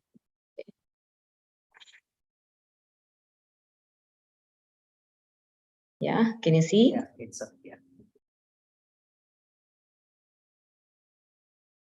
Can you see me? Yes, perfectly. Okay. Okay, I don't know, like after I was listening to everybody, like, should I really talk? That was the feeling, because I guess every one of you really like, sort of like, I had the same sentiments as Sharanya ma'am. Like if somebody had told us all of these things, which were probably, I guess, overlooked when we were studying, like, But yeah, now that I'm in a very, very different part of the world, doing something very different, and I have something very different to share as well. So yes, Gopi just gave me the job of UAE. I just took the GCC Act 12, and I'm going to be pretty much like staying on point as what exactly is needed, because I think most of it is already touched so beautifully by everybody from morning, okay? If you are looking at stepping into this part of the world, okay, be it UAE or GCC, exploring retail optometry, then the first thing is you should have minimum 2 years of experience. and 2 years in a relevant sector, because I do get literally emails every single day saying I'm working for a hospital, but I want to work for a retail. This is the first mismatch, guys, I would tell you, because when you want to come and work for a retail, then it's important that you basically have a retail experience. Okay, so that's really super important to consider in your mind. So please ensure that you have that done. And I think both Anant Lakshmi and Ramesh Pillai sir beautifully pointed out to all of the opportunities available in our own country for you to develop those skill sets. Then clinical competency. We just think that when it comes to clinical competency, I'll tell you, I'll just touch in the next slide. We sort of underestimate the importance of our clinical skills when it comes to comprehensive eye examination. Our just brain stops the moment we just do refraction and then do slit lamp, and then it just stops there. But no, end of the day, we are optometrists, and our clinical competency skills are mandatory wherever you want to go. Okay, because that's what will then make you stand out in the crowd. So do not underestimate the importance of your internship, the importance of developing your clinical acumen and your clinical competency. Then very specific to retail are two aspects. Yes, we did, I think the previous speaker spoke about knowledge, skill and attitude. But when it comes to like retail, commercial acumen and personality are two major components. Okay, and these are skill sets that can be developed with proper experience, exposure, and your own willingness to learn. If you've decided, I'm going to step out of the country and I'm going to explore retail optometry, then be willing to also develop these skill sets. Okay, and if you look at this market, you can enter into retail optometry, which is what majority of people do. Hospital and clinical practice, a lot of optometrists are into it. And yes, corporate training roles are available, but not like you don't come from a non-training background and you can't become a trainer. So you have to have prior experience in the industry as trainer. Then you can also join industries. And there are some of those optometrists that are becoming dealers, like equipment dealers, instrument dealers, commercializing their own products and contact lenses and low vision devices. There's so much that's happening around. And then so looking at specific licensing requirements, guys, if you're looking at specific countries, okay, in the UAE, you know, if you are looking at Dubai, if you're looking at Abu Dhabi, or looking at Northern Emirates. So basically, as you see here, if you want to work in the cities of Abu Dhabi and Al Ain, okay, it's DOH, Department of Health. If you want to work in the Northern Emirates like Sharjah, Ajman, as you see, Ras Al Khaimah, Fujairah, Umm Al Quwain, you have to have your MOH license. And for Dubai, it's the Dubai Health Authority license. And all of the preparation for license and everything is like all details are available online. You have to do your homework. Log on to the respective websites, look at the eligibility requirements. Then you should start the process, and you can do the process from wherever you are. You need not come over to the UAE. Very similar in the GCC as well, in both Qatar and Bahrain. For Qatar, there is no licensing exam as such, but there is an eligibility. For Bahrain, there is an exam. And for Oman, there is an Omanization, like, you know, that's the most prior, but there are retailers that have expat visas for us to then acquire other nationals other than the country. So if you really look at this, is just a quick, you know, what is defined as optometry in this part of the world. A minimum like a bachelor degree, 3 years course duration plus 1 year of internship is mandatory. This is a market where optometrists from various parts of the world come in and work. So there are a lot of doctors of optometry practicing in here, and that would range anywhere from 5.5 to 6 years. Okay, so you will get to interact with professionals from various parts of the world. And what's really important is minimum 2 years post qualification in the related field. So if you're already in your internship and your mind is okay, I want to really get into retail sector, or I want to get into a hospital-based practice in UAE, then choose the next 2 years to work in those fields. Okay, I think you have to sort of like have a game plan based on where you want to head towards. So this is what I said. First is eligibility and verification. Log on to these websites, check your eligibility, put your certificates, qualifications, experience, everything, and see if you're eligible. Then check the licensing process, start preparing for the exam, then the data flow verification and certificate of good standing. For both data flow and good standing, you need to be accredited or associated with one of the optometry associations. For example, in Tamil Nadu, the OATN has the requirements to certify people for both, good standing as well as verify their licensing requirements. Similarly, wherever you are, whichever part of the country you are with, you need to know which is the association that then gives you these credentials. Then do your qualifying examination. I'll tell you like what to do, what not to do, which is done through the Prometric agency. Then you get your license registered after you come over to the UAE. If you are looking at the retail clinical sector, I'm not going to touch on this, but this is exactly what you need to be practicing day in and day out, wherever you are at the moment. You should be like super good when it comes to performing, like doing comprehensive eye testing, spectacle prescription, advising your, I'm using the word clients, patients or customers on what lens to choose, what frames to choose, what contact lenses to choose. I think I'll tell you, like, because this is a new field for me and I have overlooked this despite having so many years of clinical experience back home. And it just made me realize that how crucial this is. Okay. Imagine that you're having your own practice. Wouldn't you then be interested in knowing all of these? Then dispensing and selling optical frames, contact lenses and sunglasses. This is a market which is very brand focused.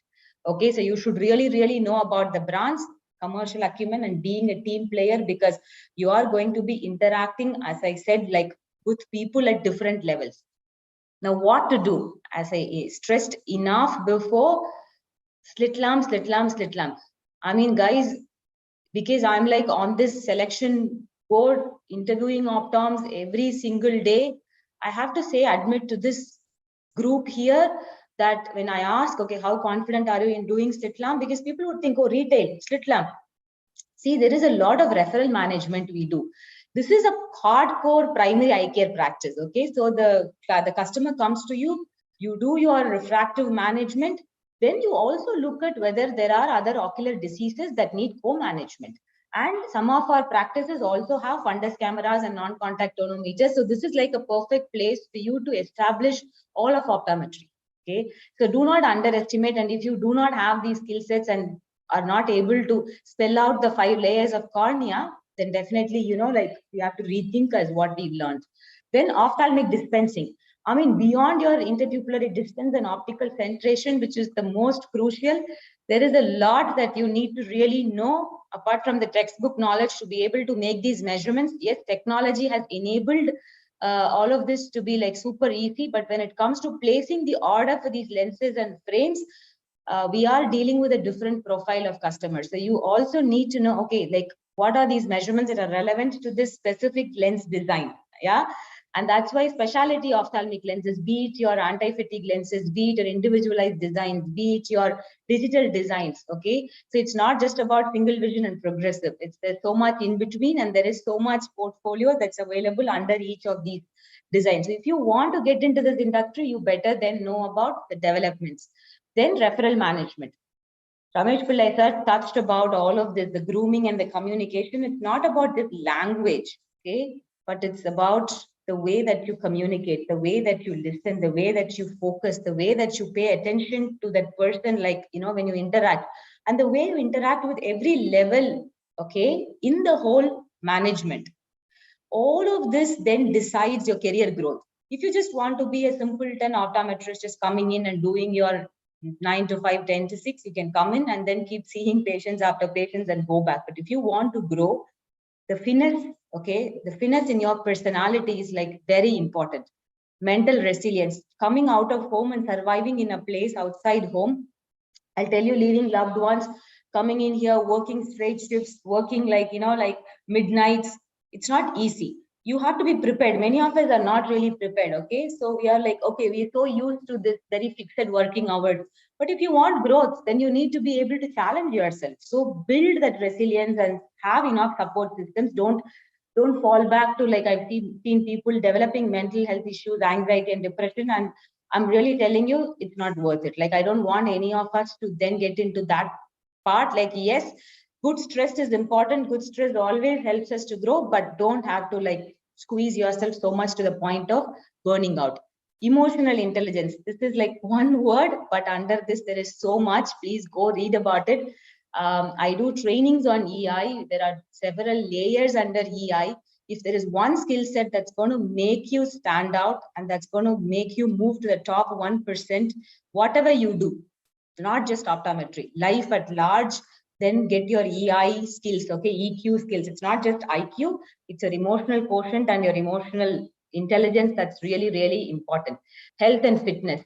It's not just, I don't want you to be a fitness freak, but I want you to ensure your BMI is in order. I want you to ensure that you keep your skin in good condition. Okay, I want you to ensure that your parameters are really like normal, because when you just come into this part of the world, retail industry, any retail sector for that matter, is a bit different from your regular hospital clinical practice.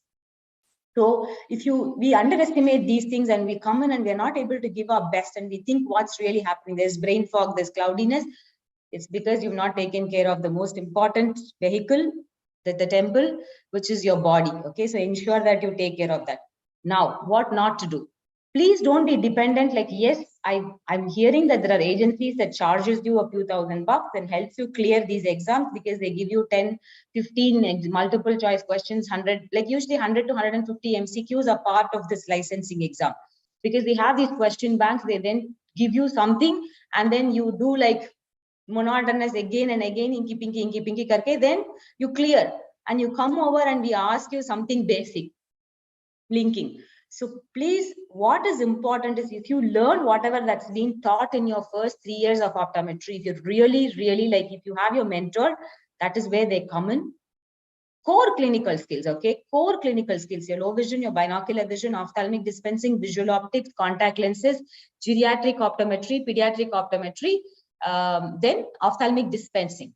Okay, so if you get these core areas right and keep reading and like do your proper transposition and everything, you will be able to clear these exams without any difficulty. But if you're dependent on agencies, because okay, like I want to really practice, do it, but don't do it in a sense like, okay, like, I'll only just look at these MCQs and clear, but not really learn. Don't do that. And if you don't invest on your personality development, so you know best about your own self, like we are the best mirrors for us. Stand in front of the mirror and see if you will recruit yourself, okay, for this industry. And then see, okay, where do I have to improve? It's not becoming Aishwarya Rai's and Amitabh Bachchan's, but it's becoming the best version of your own self in terms of how can I then sort of like groom myself a bit more better. Iron and wear my clothes every day to work, okay, and ensure that my dining etiquettes, okay, and all of those are fine. So please look at every component of your personality development, which is that's going to help you grow in this industry. Then dispensing skills, I can't emphasize this enough. And please don't choose anything for just financial remuneration. I mean, yes, financial requirements are part and parcel of life, but if you just choose something because it's going to give you money, I think it will make your life miserable. I'll tell you why in the next slide.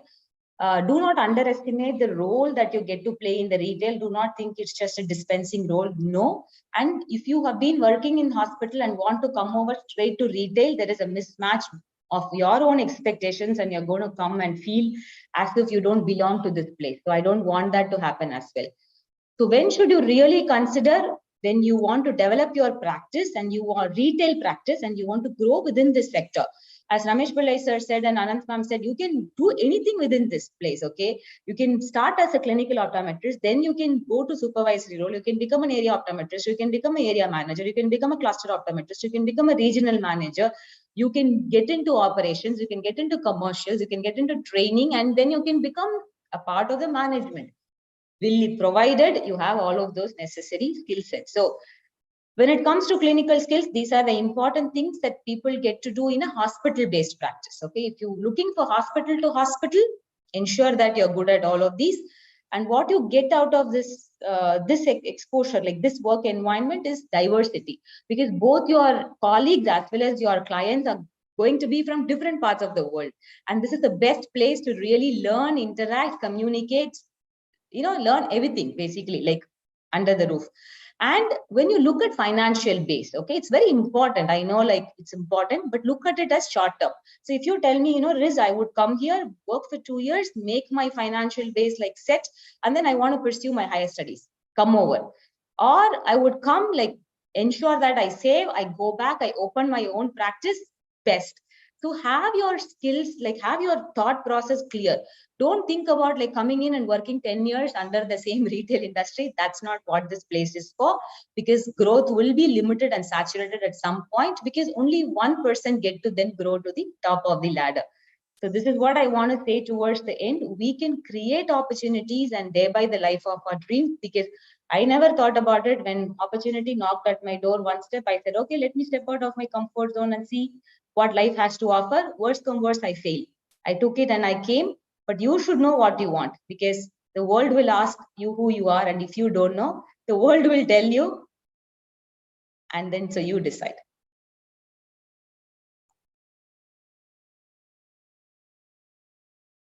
I'm done. Absolutely lovely finish. The world will ask who you are. And if you don't know, the world will then tell you. Brilliant, Riz. I think a lot of the questions that were asked, you basically covered in your talk. They wanted to know what exams to take, how do we take the exams, how do we decide what we want to do. So I think you've basically covered all the questions that they were asked during the thing. Gopi, any other questions that you picked up? I think there are, like, as a recruiter, how do you expect the CV? So that is an interesting As a question. recruiter, how do we Expect the CV to be, the curriculum. Okay, good. I mean, that's why I'm here putting the LinkedIn profile. So please update your LinkedIn profile, because that's the number one thing to do when you want to like grow your career, and LinkedIn will teach you how to build your CV. Okay, so that's the reason why I have put in. So when you apply to us, we look at your LinkedIn, and if you just sort of like look at all of those different things that LinkedIn is asking for, you can build a resume through LinkedIn. See, it's a very simple one pager. But you should, as I told you, it's basically like, expecting apples under an apple tree, not like expecting orange under an apple tree. So you just, you are applying for a retail, you should demonstrate that I have worked with this particular retail and these are the roles I have played and this is exactly my skill set. And these are all my other aspects, my other commercial acumen or management skills or, my strength that you can then leverage to build your company or whatever it is. So that has to come out in the profile, because you can't just randomly write I'm good at comprehensive eye test. Okay. And I'm not going to like be looking at that profile. So yeah. Ramesh and Anand, any inputs on the same question? I think I will add on to what Rizwana said. Yes, your CV should give you an appropriate exposure to the field which you are choosing for. Another important thing is maybe for a corporate job, willingness to travel would also be a very important aspect because that is something which is very few people are inclined to do. So if there is a need to travel, you may have to travel. That is one important thing. Willingness to adapt, willingness to be flexible. So all those, some of the key aspects is also something which is very highlighted. What you are ready to do, what you are accepting to do. That is something which we will look into. If we find the profile saying that you are ready to travel, willing to learn new things, always interested in new opportunities. So I think these are some of the important characteristics which you demonstrate in your CV, saying that I'm flexible, I'm adaptable, I would like to learn new things. Because you need to understand that especially the people who are here, you need to first get into a job and then gain your experience. Okay, so as a fresher, you may not be able to develop an excellent resume because you have just passed out. So do you think that I don't be without a job and then after 5 years, still the resume will be zero? So if you, the first step is show with confidence what all you know, what are you all confident as a fresher, and then your key your key attributes, I think that is what will stand out as a fresher. Saying that I'm willing to adapt, I'm willing to learn new things, I'm excited about new opportunities. These are some of the important aspects we look in for a fresher. Because we certainly know that you may not have any experience, you have just passed out. We also need to understand the scenario. So if your curriculum, your CV has some of the important attributes, this will be a very important trigger for us to actually call you for an interview, because we look in for such type of candidates. And then, of course, we will judge you on other aspects of technical skills, your communication skills, and all those things, because that comes next. I think your CV has to be selected for an interview. I think that is the first step, and then comes your interview, and then you clear off your interview, and then you get your job. So there are 3 stages for it. So if your CV has to be selected as a fresher, talk about things which you are confident in doing. You may have learned a lot of things in your 3 years or 4 years of optometry, but then you would have your own personal choice or personal favorites of certain departments, certain functions. So you can highlight those. And then when you apply for a job, that department, your interest area and the job which you are planning to go into should match as a fresher. And then your additional characteristics or features of yourself in terms of adaptability, flexibility, and all those things would be an added advantage. Just to add to what ma'am said, you don't put anything that you are not sure of. Like if you say I'm like good at troubleshooting, then I will ask you, okay, please tell Exactly, me what I was about to say. Very good. Very nice. I think yes. Scenarios where you did troubleshooting. So if you've done it, put it. Otherwise, Yes. Yeah, honesty is very important. I think it's okay to say, yes, I am good at this. Don't try to over perform in terms of your CV. Be a little bit practical, because sometimes as interviewers, it's very obvious because your CV itself will show off. So be very careful when you draft your CV. Thank you. I mean, this kind of, insight, I don't think people have when they write their CVs. A lot of it is copy-pasted CVs from, those templates which are available, and they're so obvious. So I think this has given a lot of information to the students with regards to, what is expected in a resume. Brilliant session so far. Thank you. Thank you so much for all your inputs. Gopi? And one more thing, Sharani, I just wanted to tell you. So when you actually go for an interview, understand what your job role, what is your role is. I think I would be very frank. Sometimes it irritates when you first of all ask what is your remuneration. You may get like how Razwana rightly said. It's not the remuneration. You may get the highest amount of remuneration, but if you're not inclined to do this job, so you first ask what are your responsibilities, what are your roles and responsibilities in the role which you have been offered to. I think that is something which actually gives a lot of happiness to the interviewer also, that this person is really inclined. I'm just giving you a few tips because we do a lot of interviews, and sometimes I'm giving you my our practical feedback here. That it really irritates when you just ask directly for a remuneration without knowing your roles and responsibilities. I think the first thing you should do is to know your roles and responsibilities. See if you are able to fulfill that roles and responsibilities. And then, of course, you can ask your remuneration. That doesn't matter. But the first question should not be always on the role, on the remuneration. Please ask your roles and responsibilities, understand and say, accept it, and then ask your remuneration. I think that is a very important thing to follow.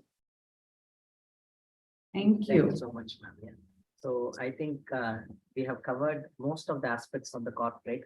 We have a next session by Mr. Harish. Let me introduce Mr. Harish, who is going to talk on opportunities in the contact lens industries. So Mr. Harish is an alumni from Lom School of Optometry and L. Prasad Eye Institute, Hyderabad. So he is with Bausch & Lomb as a senior professional executive, and he is here to share the opportunities, especially in the contact lens industries. Thank you for joining us, Mr. Harish. Over to you.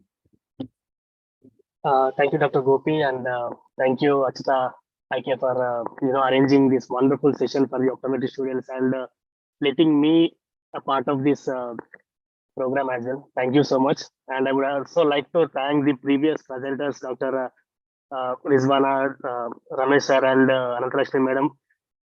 Most of the things which I want to tell to our students, they almost covered it. So they made my job more easier. So I just want to share my screen.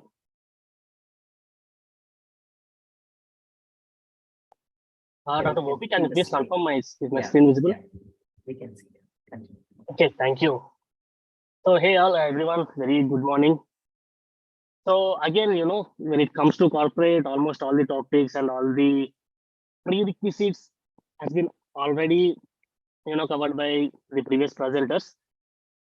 But, when it comes to the corporate life, usually people assume, right?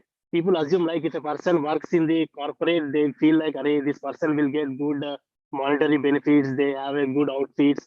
They travel, they roam all the country, and they will lead a very luxurious life. This is the most usual assumption which people usually have for a person who is working in the corporate.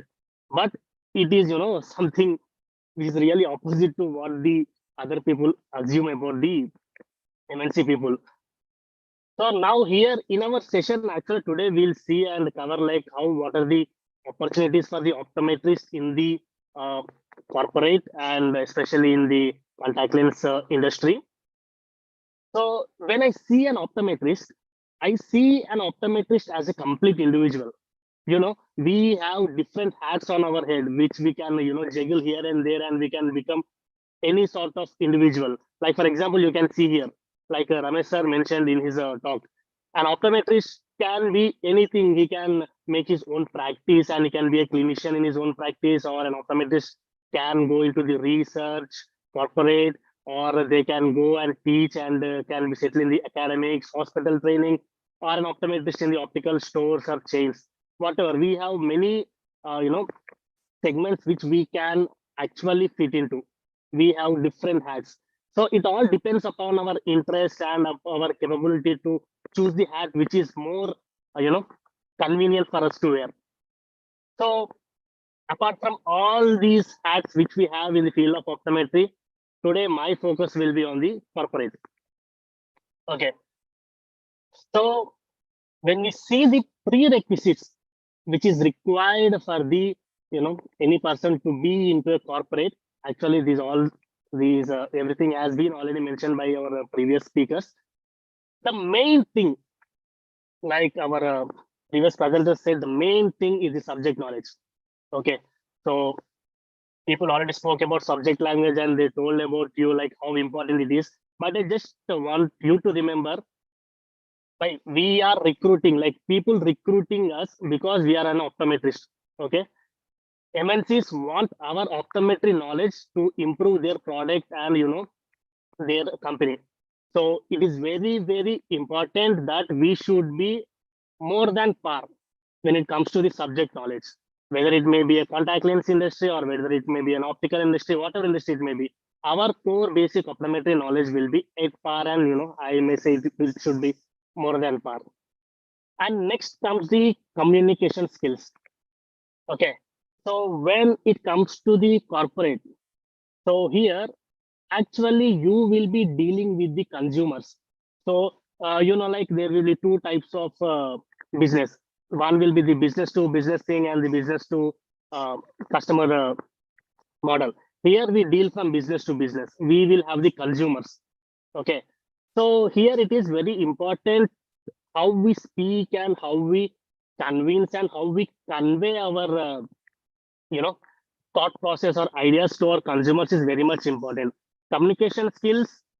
So like again, Ramesh sir, he has told that the communication skills, which it also includes the language.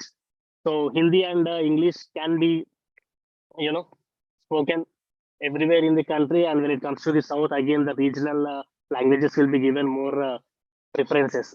So communication is which one thing which we need to take care of when it comes to the corporate and the public speaking. Okay, so here again, when we usually when it comes to the corporate, we will be more into the group of people. It will be not like one-to-one interaction. We sometimes go into the seminars or conferences. We make to give more of the talks about the contact lens or products or whatever it may be. So public speaking, if you have the fear of public speaking, again, we need to work on that one. To start working slowly, what we can do is like you try to rehearse it before when you go into the public speak. You rehearse by yourself. Just go in front of the mirror. Usually, what I used to do is like I'll just go in front of the mirror. I will be seeing myself in the mirror, and whatever the presentation which I'm going to do it tomorrow or what the later part, I will be rehearsing it. Rehearse it as loud as you can, as loud as you know what what we tell in the conferences. So rehearsing and going more into the public will actually remove that fear of speaking in front of the public. And when it again comes to the corporate, multitasking is a little bit thing which we need to manage, because here the works what we have will be different. We will be handed over different responsibilities. So like for example, we'll be handed over the trainings, the report generation, the activities part, whatever it may be. When we are handed over with different tasks to us, so it is our responsibility. One, we need to do multitasking. We need to do all the things simultaneously. And when we are doing all the things simultaneously, it is also important to know which one we need to prioritize. Okay, so by prioritizing something, we need to give more focus on that. At the same time, the other tasks should be completed simultaneously. And a quick response is very much important when it comes to the corporate. Throughout the day, when you are in the field or you are in the work, you will be getting different sorts of questions and different sorts of queries. And you should be more attentive, and you should be much quicker to respond to all the queries or whatever the job work which we are assigned to. So again, adaptable to the changes. Okay, this thing you need to please remember, everyone, we need to adapt to the change. Okay, because once you step into the corporate, day 1 and day 100 will not be the same. Okay, so there will be lots of changes that will going to happen. So whenever a change happen, okay, instead of complaining about the change, we need to adapt to the change. We need to adapt to the change as soon as possible, such that our works or the operations will go very smoothly, and that will actually give you more advantage when it comes to the corporate life and being. Again, when it comes to the corporate, it is a teamwork. You are an individual, okay, but when it comes to the corporate, you work as a team. For example, like if you take me, I'm a professional services executive for Bosch & Lomb. So as a professional services, I need to work along with the support functions like the sales function, the marketing function, finance function. So each and every function is interlinked when it comes to MNCs. Okay, it is a teamwork. If you want to implement any activity, or if you want to implement any program in the market, teamwork is very, very much necessary, and the coordination between the team will lead to the success of the program. Okay, so if you are a team player, it will be very much beneficial for you when it comes to the corporate. And the other thing, you need to take ownership of whatever you are assigned to. Okay, so usually we may think like, okay, chalo, these are the 3 works that are assigned to me. I will just finish these 3 works and I will just go away. So if you are in that kind of mentality, sometimes it may not work. You need to take ownership of each and everything. Like for example, if you are assigned to do a work, okay, let's say X. If you are assigned to do that work, you need to do the work, and you need to follow like what happening. For example, you trained few consumers. So after training, you need to follow up with them, and you need to check like how they are performing after the training. Is there any, advantage that they are gaining out of the training? So all these follow up thing, everything should be required, and you need to take ownership of what you were assigned. And MNCs are like continuous learning. So one thing is like you will learn in the field of optometry, especially in that division which you are working in the process of learning will be continuous. At the same time, you will also get a chance to learn cross-function systems, like for example, the marketing, finance, HR.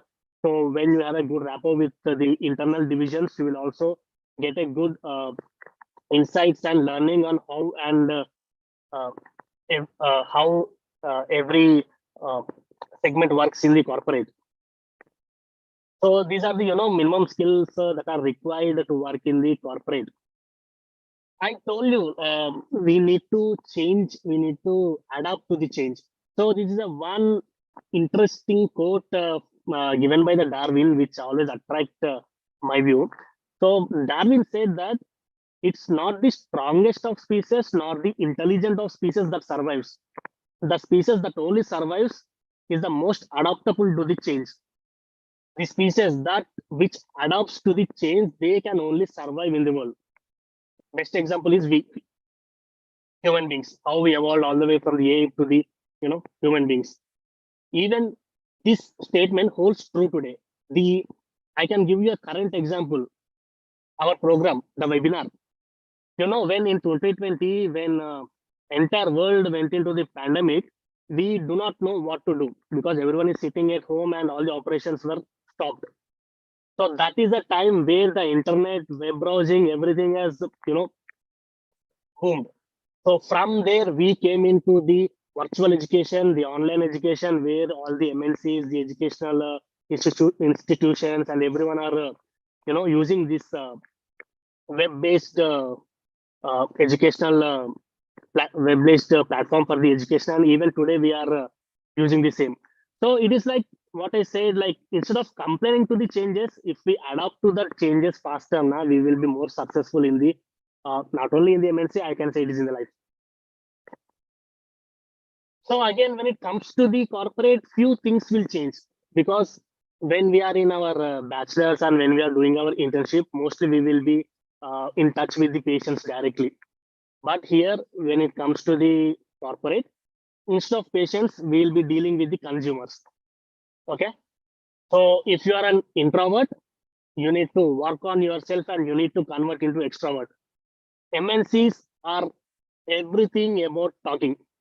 Okay. You need to speak, talk to each and every dealer, customer, consumer, whatever the stakeholder may be. We need to keep on talking. Okay. And the way of approach will also change. It will change to persuasive approach. That means we need to talk or we need to talk in a convincing way such that, the opposite person should think the way we are thinking. So that is a persuasive way. So here authoritative approach will not work when it comes to the MNCs. So we need to be more careful and, diplomatic when it, while speaking with our consumers. We need to, try to establish our thought process in the mind of our consumer. And here in MNCs, we also get a chance to meet different people. Because, for example, when it comes to the contact lens industry, we go into the marketplace and we will be getting in touch with the optometrists who are working in optical stores, hospitals, home clinics, whatever it may be. We will be coming in touch with different people each and every day. Okay. So when we meet different people now, different people will have different psychologies and different people will act differently. So it is our responsibility to keep our temper cool and to give good response to how to our consumers based upon their psychologies, how they are exhibiting. So then let us see, like, how does an optometrist make a difference in the corporate? Okay, so we are recruited by an MNC, okay, as an optometrist, but how we are helpful to them? First thing is product understanding. Okay, the simple thing. Each and every MNC, including contact lens or it may be optical, they have their different types of products. So the product technicals and the specifications, understanding and conveying uh, dealers or the consumers is one of the major tasks which as an optometrist we are going to do in the MNCs. Apart from that, we need to train the sales team. We need to train the sales team such that they will become more knowledgeable in the subject so that they can deliver good in the market. And we should also help the stakeholders understand the competitors' products and their brands. And if the competitors had, yes, we have different competitors in different segments, and we need to understand their brand, their uh, uh, scientific approaches as well, and we need to compare it with our own products. So we also make a difference in developing marketing communication because customers, when it comes to the consumers, they do not understand the entire technical part. So with collaborating with the marketing team, we can help create the brand reminders or the what we say the text or whatever it may be for the smooth flow of the knowledge. So the for the product positioning, product launching, and all these things now we will make a very uh, major difference when it comes to the MNCs. So if you could see the opportunities or the options that as an optometrist we have in the MNCs, like for example, if you take the contact lens divisions, here we have the professional services division where we go train the technicals and help our consumers fit more into the soft contact lenses and these things. And we do have, different roles in different segments. As I told you, we have different hats. Even when it comes to the MNCs, we have different sub hats. Okay, we can go into the contact lens division, or we can go into optical division. We can go as an clinical application specialist for the surgical division, or the lens advisor for the spectacle companies, or you can work as a program coordinator. So we have different, sub hats to choose on based upon your field of interest and subject of interest. And we do have the cross-function professions where we can step into, that is like sales, marketing, and market researching. To enter into these things, actually, we need to pursue our MBA. Okay, so if you would like to be a part of the marketing team, finance team, or the sales team, if you pursue your MBA, it will be an added advantage to you. And with that, the help of MBA, we can also enter into these cross-function streams. So those are the opportunities we have. And if you see the opportunities, like how we work in the market, if you see, usually people will think like we have a job of 9 a.m. to 5 p.m. But when it comes to the reality, there won't be any specific timelines for our job. We may start, the people in MNC start their job around 8:30, sometimes even morning 7 o'clock as well. And it may go even the late nights up to 12, 1. And sometimes I used to, give my report around 3 a.m. So there is no particular set of time period. You have the flexibility. Again, you need to complete your work in the given time period. Again, it is not about you performing the task, okay, but it also needs the task done in a very appropriate and the way the organization tells you. For this, teamwork is very much important. And if you get a question like, do I need to sell when it comes to the MNC? It depends upon the position which you are applying for. There are a position which is truly or entirely dedicated to the professional services, where you only go teach and you try to upgrade the knowledge of the consumers. And there are few positions where you do the cross, you do the optometry work, like the teaching and upgrading. At the same time, you will also be involved into the sales. So again, do I have to sell? If you ask me the question, it is like, it depends upon what you choose and what you are interested in. If you would like to, if you are more interested in the sales, or if you are very good at the sales part, you can definitely go into the sales stream and you can try your luck there. And one thing which is very obvious, that is traveling. So we need to travel. Okay, travel is the very integral part of the our job when it comes to the MNCs. The traveling will vary from around 1 week to 2 weeks in a month. If it comes to my case, I will travel around 10 to 14 days in a month. Okay, why? Because when it comes to the MNCs, especially the contact lens MNCs, we have the position for an optometrist who takes care or who handles 2 to 3 states. Okay, for every 2 to 3 states, there will be one professional services executive, one optometrist will be there. So he is responsible for the entire territory. So as the territory is big, you need to cover the entire 2 to 3 states, which involves more traveling into you. So if you are ready to travel, and you can trust me, traveling will be very much comfortable, and you will enjoy it actually.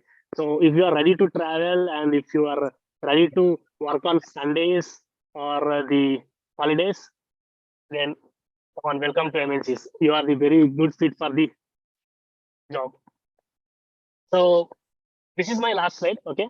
So apart from the task what we do regularly, the additional task we need to do is like we need to do the reports. Okay. So whatever the work we do, we need to make it in a report form and we need to send. Okay. The quantification is where you will be evaluated. So the reports we need to send, and we need to have the market intelligence, how our products are moving and how the competitor products are moving and what can be done. The intelligence should be there, and we need to keep on updating our knowledge, continuously. So, for example, when it comes to the contact lens, each and every day, each and every month, some or other thing will change in the contact lens, or some new additions will be coming. So we need to be updated when it comes to the contact lens subject. And again, logistics planning and execution is very much important. So sometimes you are also involved into when you are doing any marketing activity or any program or activity from your side, you need to also manage the logistics, and need to execute the things very much properly. And it is also responsibility of you to motivate the others. You need to motivate your team, and you need to get best out of your team to make sure the things go very good. So constant feedback sharing is very much important, and it is also important to groom yourself to become a better corporate. Okay, so that's all from my side for the day, and thank you. Thank you very much for explaining everything in a different perspective. I think this completes the entire aspect on corporate industry. What are the possible opportunities specific to optometry graduates? I thank all the people who have patiently been with us, especially Mrs. Lakshmi ma'am, Ananta Lakshmi ma'am, Ramesh Pillai sir, and all the other delegates. So that completes the corporate aspect. I don't see any specific questions for Mr. Harish, but however, I will keep you posted if there are any questions. I will connect with you if there are any questions further. So let me, due to the time constraint, thank you so much, ma'am, Anantalakshmi ma'am, for joining Thank you. us. Yeah. Good luck, all of you, and all the best. Thank you. Thank you. Thank you so much. Thank you, Gopi, and thanks for having us. All the very best for a wonderful session. Thanks, Aranya. Thank you. Yeah, thank you, Dr. Gopi and Sharanya madam. Thank you for letting me be part of this wonderful program. And all the best, everyone. Thank you. Thank you so much. Thank you. With that, let me share the next speaker for so hereafter is going to be more of academics and works in hospitals. So let me introduce our next speaker, Mrs. Saranya Sarji Balasubramaniam, who is Principal and Managing Director of Acchutha Eye Care and Institute of Optometry. He is also an alumnus from Elite School of Optometry and Shankarnath Play at Chennai. She is going to talk about opportunities in hospital practice. Over to you, ma'am. Thank you, Gopi. Your slides are up. Yeah. Yeah. So I had just one slide, which basically explains the entire hospital practice, because most of the previous speakers have covered most of the things that I wanted to say. So why should you join a hospital? Why should you work in a hospital after you finish your optometry, bachelor's, be it master's or whatever? What can you expect when you join a hospital? What is referral management and counseling, and which kind of a hospital should you really join in? Why join a hospital? I think very simple. If you have completed your optometry, not all of us come out with the ample or the required amount of clinical exposure and knowledge that is required to either run your own independent practice or, go and say that you're able to handle any patient that comes to you. So that being the case, I think it is very important for us to sort of, consolidate all the learnings of the 4 years and start practicing under an umbrella, so to speak, where you're still covered by the hospital. You have seniors over there who would be able to guide and sort of, take you forward in your practice. What can you expect when you join a hospital? Knowledge, first of all. The amount of clinical exposure that you get when you join a hospital is definitely more than what you would get if you join a clinical practice in an optical outlet, where yes, refraction is important, contact lenses is important, but here in a hospital, ocular diseases, picking up, conditions in the eye, able to counsel the patient, refer the patient, all those kind of things is one important aspect of knowledge, which will be sort of quintessential or very, very important for you to have when you practice on your own. The knowledge doesn't stop with just clinical knowledge. There are other aspects of management that you can absorb directly, indirectly when you join a hospital. The exposure to the kind of patients, the communication skills, and what is expected of a clinician by the patient is also quite visible to us when we join the hospital. Different specialty practices, obviously, like, there are questions in the box which have popped up regarding orthokeratology, specialty contact lenses, binocular vision clinics, low vision clinics. Can we do these independently? Of course, you can do all these independently after doing your bachelor's, but provided you have the adequate knowledge and the exposure that would be sort of be able to allow you to practice as an individual. See, my take on this as a practitioner, I started off, I graduated from ESO and then I started working at Shankar Nethralaya. Why did I join Shankar Nethralaya? It's not because I felt I didn't have enough exposure, but I felt that I wanted a little bit more sort of, comprehensive knowledge, which would sort of stand good stead when I wanted to start my practice. So my ultimate aim was to start my own practice. So in the process, I went through going and working at Shankar Nethralaya, where I had brilliant exposure in almost all the aspects of optometry and ophthalmology, so to speak, and patient handling. Financially, does it really support what you want to do? It's not as bad as it was before. You're still getting paid. It probably may not be as much as what you would be getting paid in the other sectors. But I would think the first 3 years after you graduate, you should concentrate on assimilating and accumulating as much knowledge as you can. I say 3 years, some say 5 years. It depends on what you want. This assimilation of knowledge, there is no price that you can put on it. So I would like to think of it, I convinced myself it was like sort of like an extension of my internship where I was getting paid to learn as well. So what kind of a hospital should you join in? It depends on your ultimate goal. What your ultimate goal is, like if you're thinking in terms of like all what my previous speakers have said, if there is a particular line of work that excites you, if there is a particular line of work that once makes you want to wake up in the morning and get up and go out and do it, then that's what you have to concentrate on. So what rocks my boat is probably clinical practice. So for me, working in a hospital, which gave me a lot of exposure to clinical practice, is what I wanted to do. And that's why I joined the hospitals that I did. I also wanted international exposure. So that's why I went to the UK, practiced in UK for about 6 years before I came back and started my own hospital in my hometown. There is one other thing which I think is very, very important in your ultimate goal. When you join a growing organization like, say, Acchutha, for example, my optometry team here doesn't do just core optometry.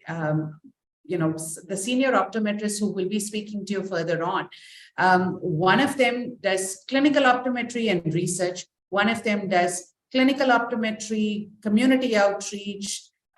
He sort of works as the academic officer for our entire institutions, both undergraduate and postgraduate optometry, as well as ophthalmology.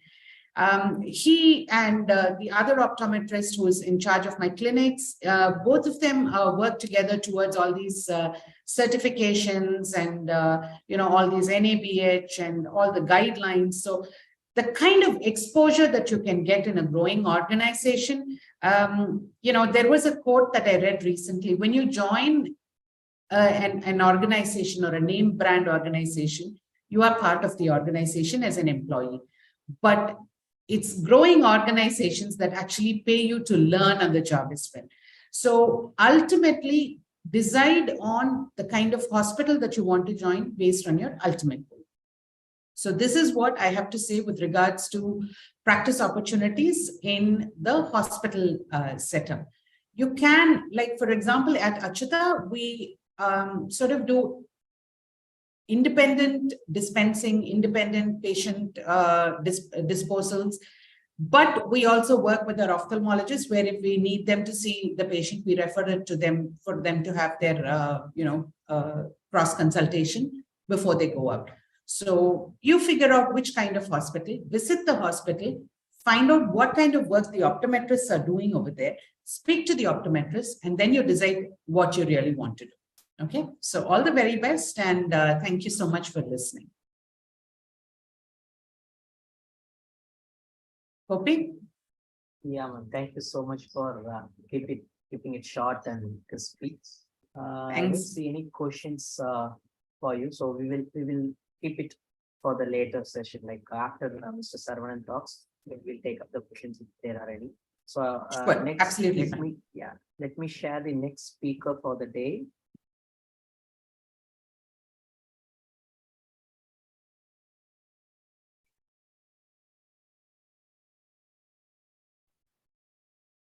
Saravanan, who is academic officer as well as head of community activities at Acchutha Eye Care and Institute of Optometry, who is an alumnus of SRM University and Acchutha Institute of Optometry, who is going to talk about opportunities in community outreach activities. So over to you, Saravanan.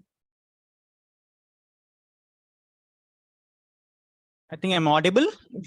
Yes. Vanakkam, good morning, namaste for different parts of the audience of the country. And it's always a difficult task to, to talk in front of all your faculties. It's again, I'm sitting back like to a Viva session. And so all the stalwart has spoken before me. And now I'm going to touch up, I think the screen share. Just give me a second, I'll share my screen.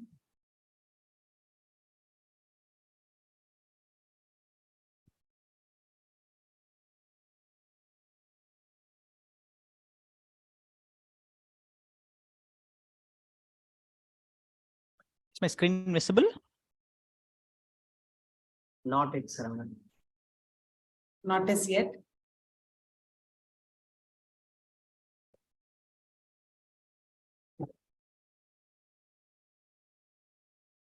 Now? Yeah, it's coming up. Yeah. Okay. Yeah. So first of all, thanks to all my gurus who made me sit here and talk in front of you all, especially to Reiki sir and all my Saranya ma'am and Rizwana ma'am, everybody who has been here, who has nurtured me in this career. So one of the thing which everybody will get into after bachelor's in optometry is what to choose next. So fortunately or unfortunately, everybody would have selected this optometry as our undergraduate program. But by the end of second year or third year, we might be thinking what we are going to do in further. Are we going to become an academician or clinician or what else? So we encounter only few different people in our curriculum, or we meet only few professionals in our experience, but we will not be knowing or exploring all other opportunities, what all we can explore. So now I'm going to specifically talk only about the opportunities which is available as a community optometrist. So when we speak about community optometry, everything, the moment when we speak community, everybody who are a young budding optometrist who think only about screening of cataract, if I'm not wrong. So there are a lot more than the cataract.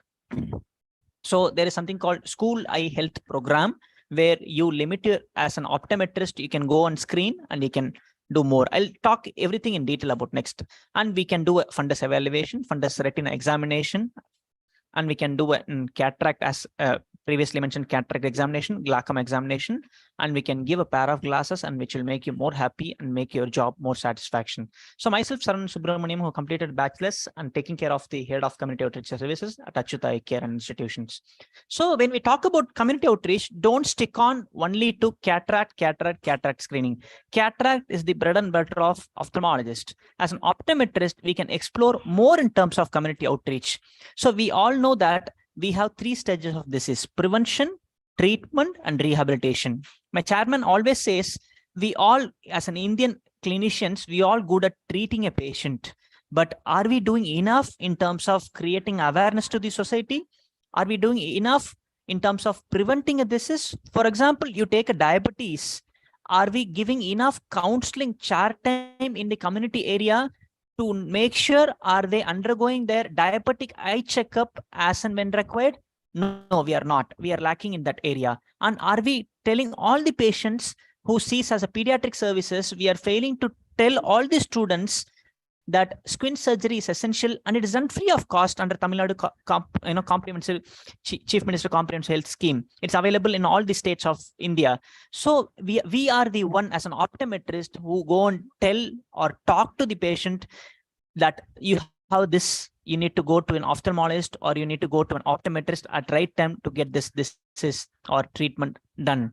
And how much corneal awareness we are giving in terms of corneal donation, or how much vitreoretinal services we are giving in terms of community outreach. We are sticking only to the cataract or better off pediatric services like pair of glasses. We have a lot more. It's like community outreach is going out of your comfort zone.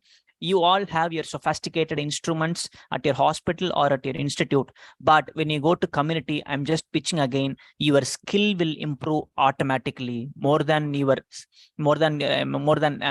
other skills. Your clinical skills and your communication skills, and how do you behave with the patients, how your counseling skills, like how do you counsel and make the patient to drop to your institute or to hospital and make the treatment to be taken care by the patient. So that's how your communication skill, and because all the previous speakers has specifically focused on the communication skill, attitude, and the skill set of the optometry. So this skills is very important in your community outreach programs, because when you do a refraction at hospital, you'll be having all the sophistication examination, but when you do one community outreach, you need to undergo the retinoscopy for the patients, and for fundus you need to do ophthalmoscopy. So you need to be expertise in these skills. It will automatically improve when you do a community outreach. So I'm just talking about where all areas where you can focus. So when you wanted to hit community, you can directly hit the community by school eye health program. Like you can go to the school and get the permission approval, and you can do a community outreach program in the school and refer that child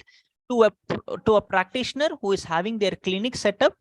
And if you wanted to collaborate with other researchers like research, and you wanted to take that into publication, you can collaborate with the research associates, and that's how you collaborate. As a community outreach officer, you need not set up your own clinic, but you can start your own NGO, and you can start referring this patient to a base hospital where you liaised with. Either it can be an optometrist or an ophthalmologist, and same thing can be collaborated with the research associate, and you can pull up more papers and get more grants for doing the same service.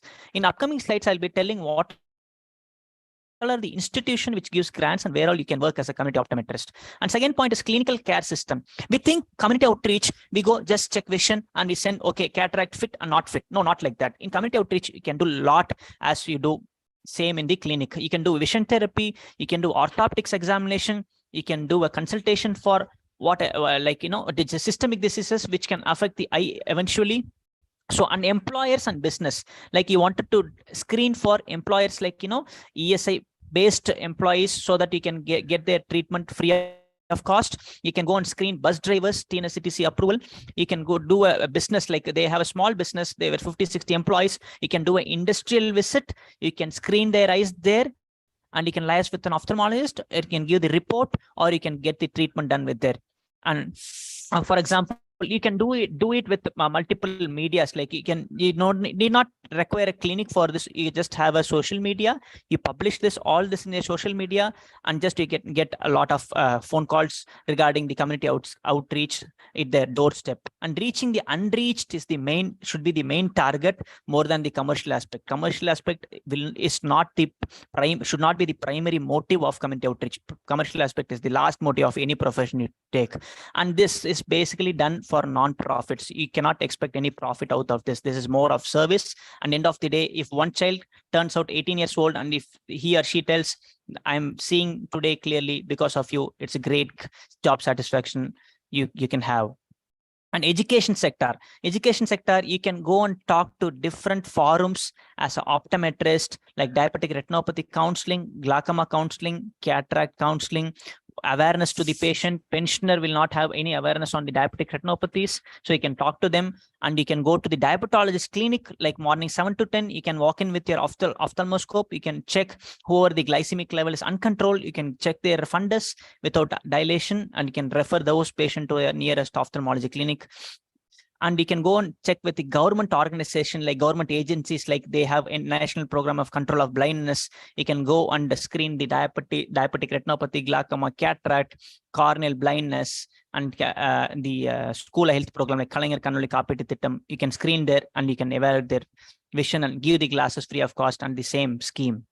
Because a lot of governments lacks, Tamil Nadu governments lacks more qualified optometrists. And how I see this as an opportunity is 10 years back, 2010, there are people who just 10th past go and screen their eyes, but not the qualified optometrist. But now in 2022 era, lot of optometry qualified people are going and screening. So they take the decision making over there. They know which patient has to be referred, which patient has to be seen in urgent basis, which patient can be treated there itself. When I say treatment, it's a management there itself. So that is the opportunity for the upcoming optometrist. You can become famous in your local area by serving the community without investing 1 rupee. The investment is the time and your communication skill and your clinical skill.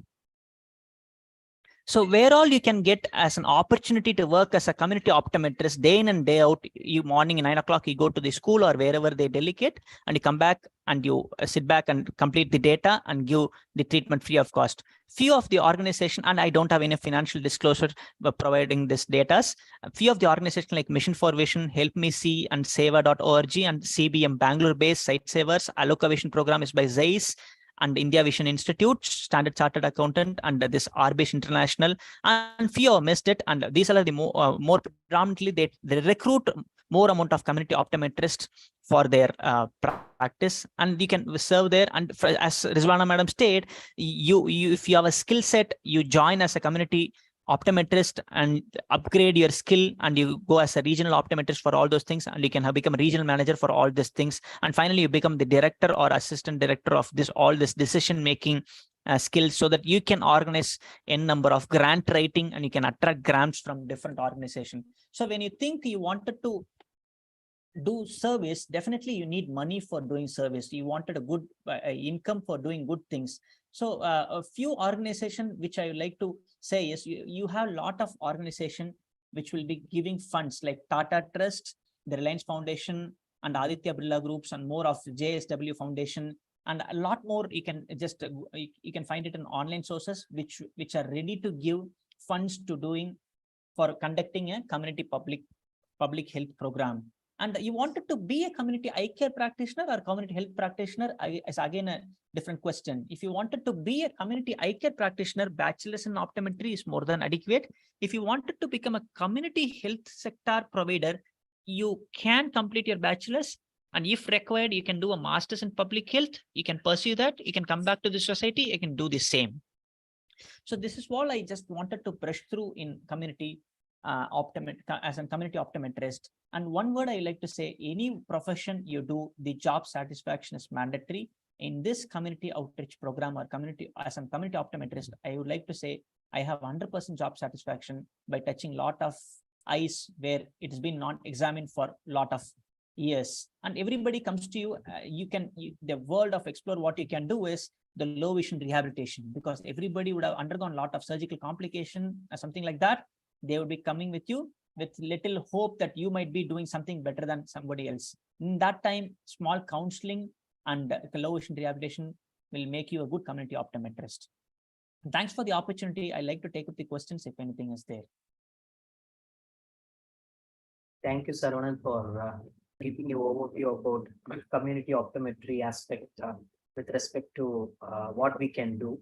And there are a couple of questions, but which is not pertaining to Saranya Madam's talk or yours. Like there are questions about taking up OAT exams and pursuing higher education. So we have lineup of talks on how to take up PhD aspects after completing bachelor's.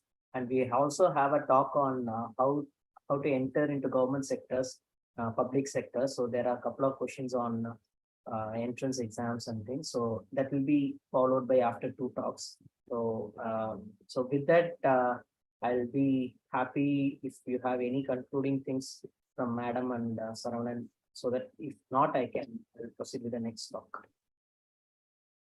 I'm happy, Gopi. I think we can proceed. Okay, so let me take the opportunity to introduce our next speaker, Dr. Krishna Kumar, who was my principal at Elite School and who is an alumnus of Elite School of Optometry in Shankanepalaya. Currently, he is a freelance optometrist, and he also does free doorstep eye care, geriatric eye care services. Here, he's going to talk about opportunities in occupational optometry, geriatric eye care, which is a new field or upcoming field in the optometry field. So he has shared his recordings. Let me put it up.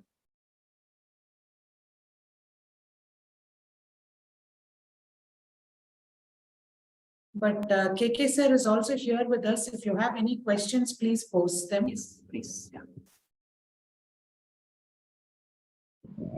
Good morning, everyone. It gives me immense pleasure to be part of this Aspire program organized by Acchutha Institute of Optometry.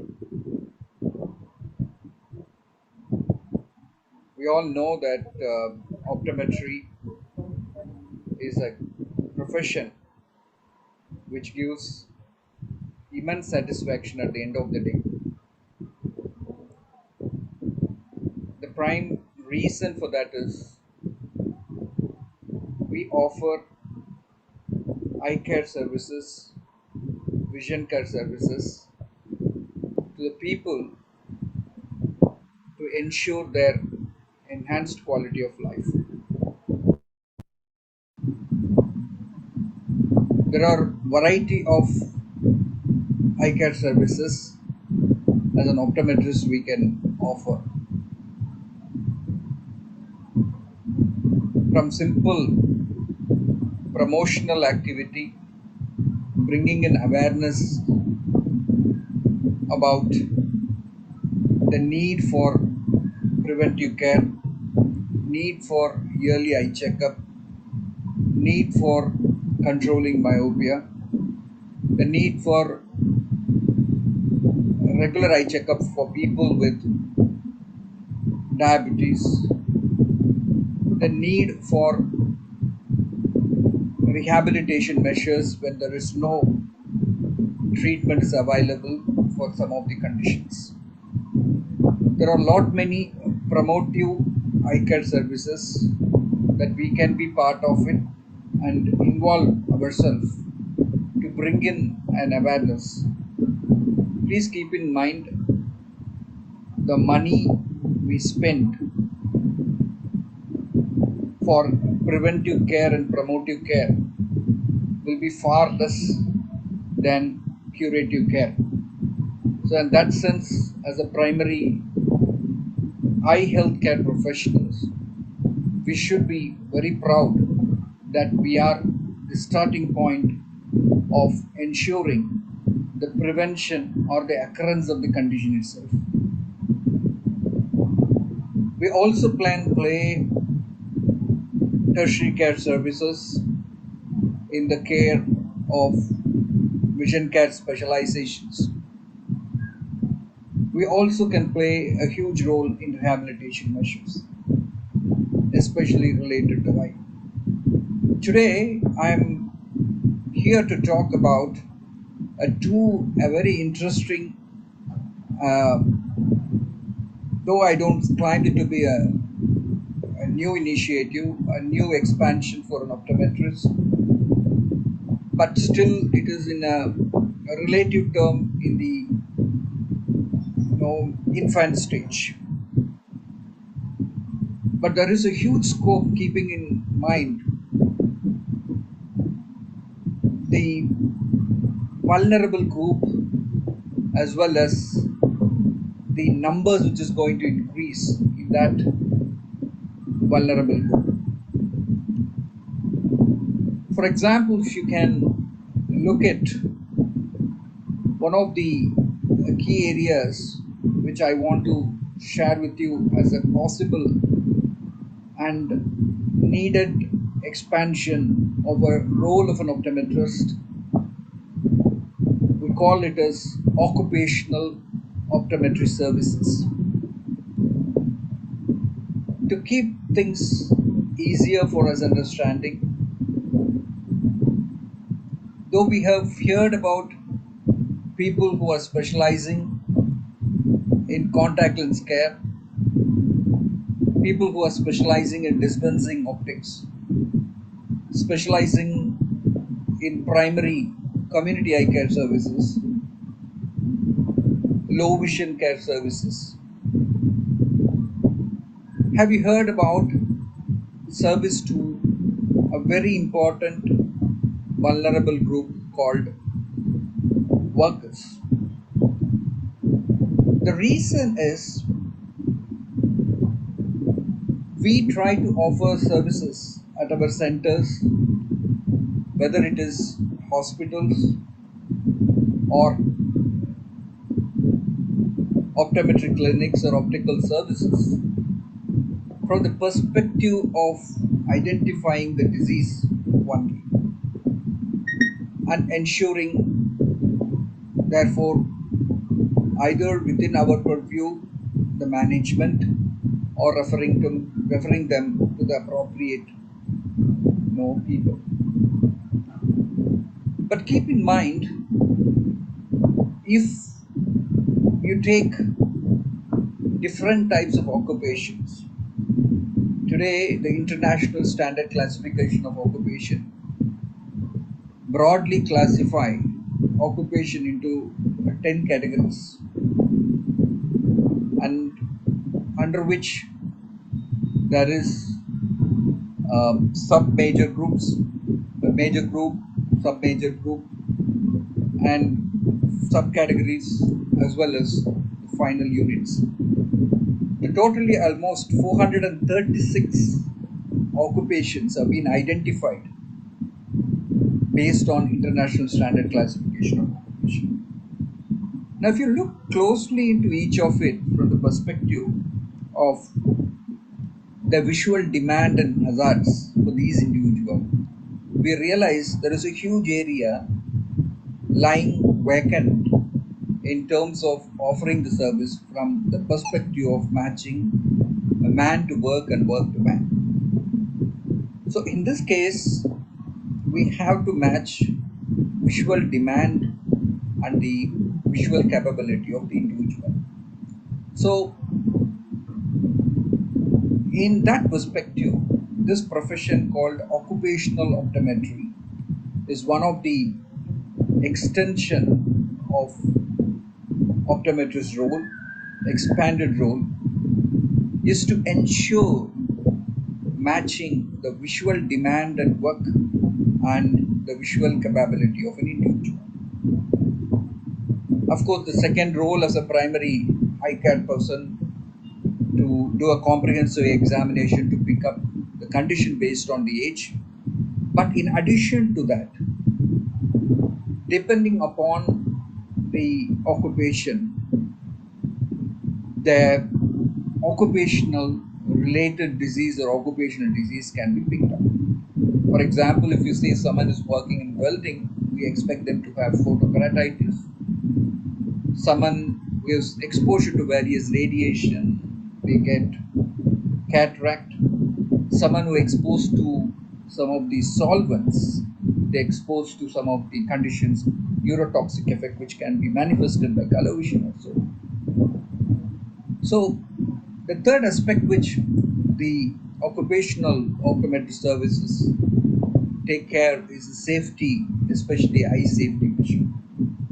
So keeping these three key points in nature, you can take up a specialization called occupational optometry, which has got a huge scope, keeping in mind India is a home of almost 70 to 80 crores of people working in different occupations, and each of the occupation will create a different kinds of demand, and each of these occupation will lead to different kinds of occupational related diseases. There is a huge responsibility we can take up under this purview of occupational optometry. Dear friends, there is another profession I strongly feel, which again is gaining its momentum in various medical and healthcare professions. Eye care is also catching up well in this area. We all know the elder population is in the increasing trend. To the extent 2020 has seen a great shift, wherein less than 5 years of old is actually in relative term compared to 60 years and more or less. So otherwise, people with 60 and plus, keeping in mind prone for various comorbidities, prone for visual impairment, prone for non-communicable lifestyle diseases. We all know that associated ocular conditions is very high. Therefore, there is another specialty which I strongly feel that as an optometrist we should be prepared enough. By 2030, please remember, we are going to hold every fifth person to be 60 plus, and offering the service in a unique way, such a way that, for example, going to their doorstep and offer, going to facilitate the teleconsultation, to offer rehabilitation measures at the doorstep, or the areas which I strongly feel is the future direction. Optometrists can expand themselves, facilitating and ensuring eye care for these vulnerable population. So once again, I reiterate, please prepare yourself, train yourself in these two areas which I see as the future for optometrists, especially occupational optometry services and geriatric eye care services. In terms of opportunities to offer these services, today eye hospitals are coming up, optical services and individual optometry clinic is trying to venture into these areas. With my experience individually as an independent practitioner, as well as part of initiative with in collaboration with the eye hospital, I see there is a huge responsibility lying in front and huge gap existing to be filled by none other than optometrists in this part of the country. So, dear friends, for any other queries to venture into occupational optometry services and geriatric eye care services, I will be very happy to offer my guidance and the direction towards a successful optometrist for these vulnerable. Thank you very much.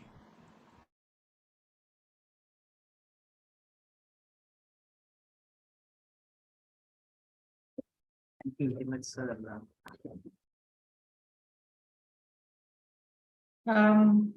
Thank you, KK, for being part of this initiative. KK, one question what is in the minds of most of the students is, how do we get more experience in occupational optometry services? Is there any particular, so there is a question here which says, is there any particular fellowship or is there any sort of classes that we have to take or a qualification we have to take to do occupational optometry services? I think, thank you, Saranya ma'am and Gopi ji. Thank you for the opportunity. Yes, actually, see, it is only an application because optometry is an applied science. In that, actually, whatever you learn, the fundamentals of optometry as a primary eye care person, with some understanding of the various occupation. I think a large extent, we don't know what is the environment in which a person works, depending upon the occupation, or what are the hazards on which he work, what is the visual demand. I think the key factor is, even before you offer the eye care services like primary eye examination, if you have an understanding of each of these occupations and then offer the service, then it will be fine. So I think it is a lot extent, it is a logic. A lot of time we don't put effort to understand the occupation because we sit in the clinic and we expect people to come and by their definition of their occupation, we try to offer the service. I think, so if you put some effort from your own side, for example, the simple first step that I always advise for people who wants to venture into occupational optometry is to get into these international standard classification of occupation document. At the end of the document, for all 436 occupation, they have given the job description. That means you by that, you know, what are the tasks each individual who is involved in that occupation is doing. The second is, once you've decided which occupation you're going to deal with, go to the respective industry wherein they make it. Suppose if you're going to work with an organized sector, most of the industry has got its own website with a lot more details. So from there, you know what are the products which they are doing and what is the process, which will be available in a lot of the, if you serve, you will get a lot of things. At the end, you can come to some of the literature search in relation to eye. That is the usual approach, which I feel is very successful because you don't have a single book where you can get all this information. Okay. Coming back to the main question which Saranya ma'am was asking, is there anything? I think at present, Elite School of Optometry have initiated a fellowship program wherein it's an integrated program for community and occupational optometry. For the details, I think you can approach Elite School of Optometry. Dr. Rashima, who is at present heading the occupational optometry services, will be very happy to inform. You can directly contact the Elite School of Optometry administrative office. You can get it. To best of my knowledge, is there any other place they are offering a residency program like this? I don't think anywhere else as of now. suppose if it's not practical for you to take time out and then do these things, so always you can interact with people who are involved in this. You can always have an open mind. You can write to people like me. I can definitely help you out, trying to tell you how to go about, because at the end it is only the logical understanding of each occupation and the demand and offering the service matching with the need. That is how I try to see. Maybe some understanding of safety wear and other things which already we would have learned. It's an opportunity for us to apply those things. Hope I've answered. I think so, KK. I think so. Thank you so much for joining us. If you can just stay on for a little longer, because I think I'm in one of the old age homes. Okay. So, what I do is I will mute and keep, and whenever you. I have a question for you. Then maybe we can. Yeah, I'll be happy to. All right. Thank you very much. So thank you for the opportunity. So that's a sign of what occupational optometry you can do as well. So sir is actually doing the screening as well as talking to us. So thank you so much, KK. Thank you so much for joining us. So coming to the next talk by Mr. Vijay Reddy, let me share the screen. So this is a lot of questions regarding what we can do in the government sector, entrances and all that, I think is going to be covered by this talk. So if you can play, thank you. So Mr. Vijay Reddy is an alumnus from Lake School and Shankanethralaya, currently working as a consultant optometrist at PSIC Medical College, Bangalore, and he's going to address the opportunities in public sector. So he couldn't join us live today, so he has given us the recorded version. So if there are any questions, we can forward it to him after his talk, so that you can get the clarity on that. So let me share the video.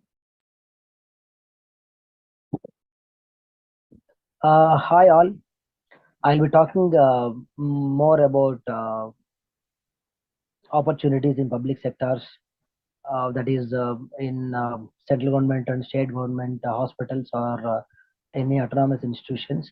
And also I'll be talking where and all an optometrist or any bachelor degree holder can apply for a government jobs and all.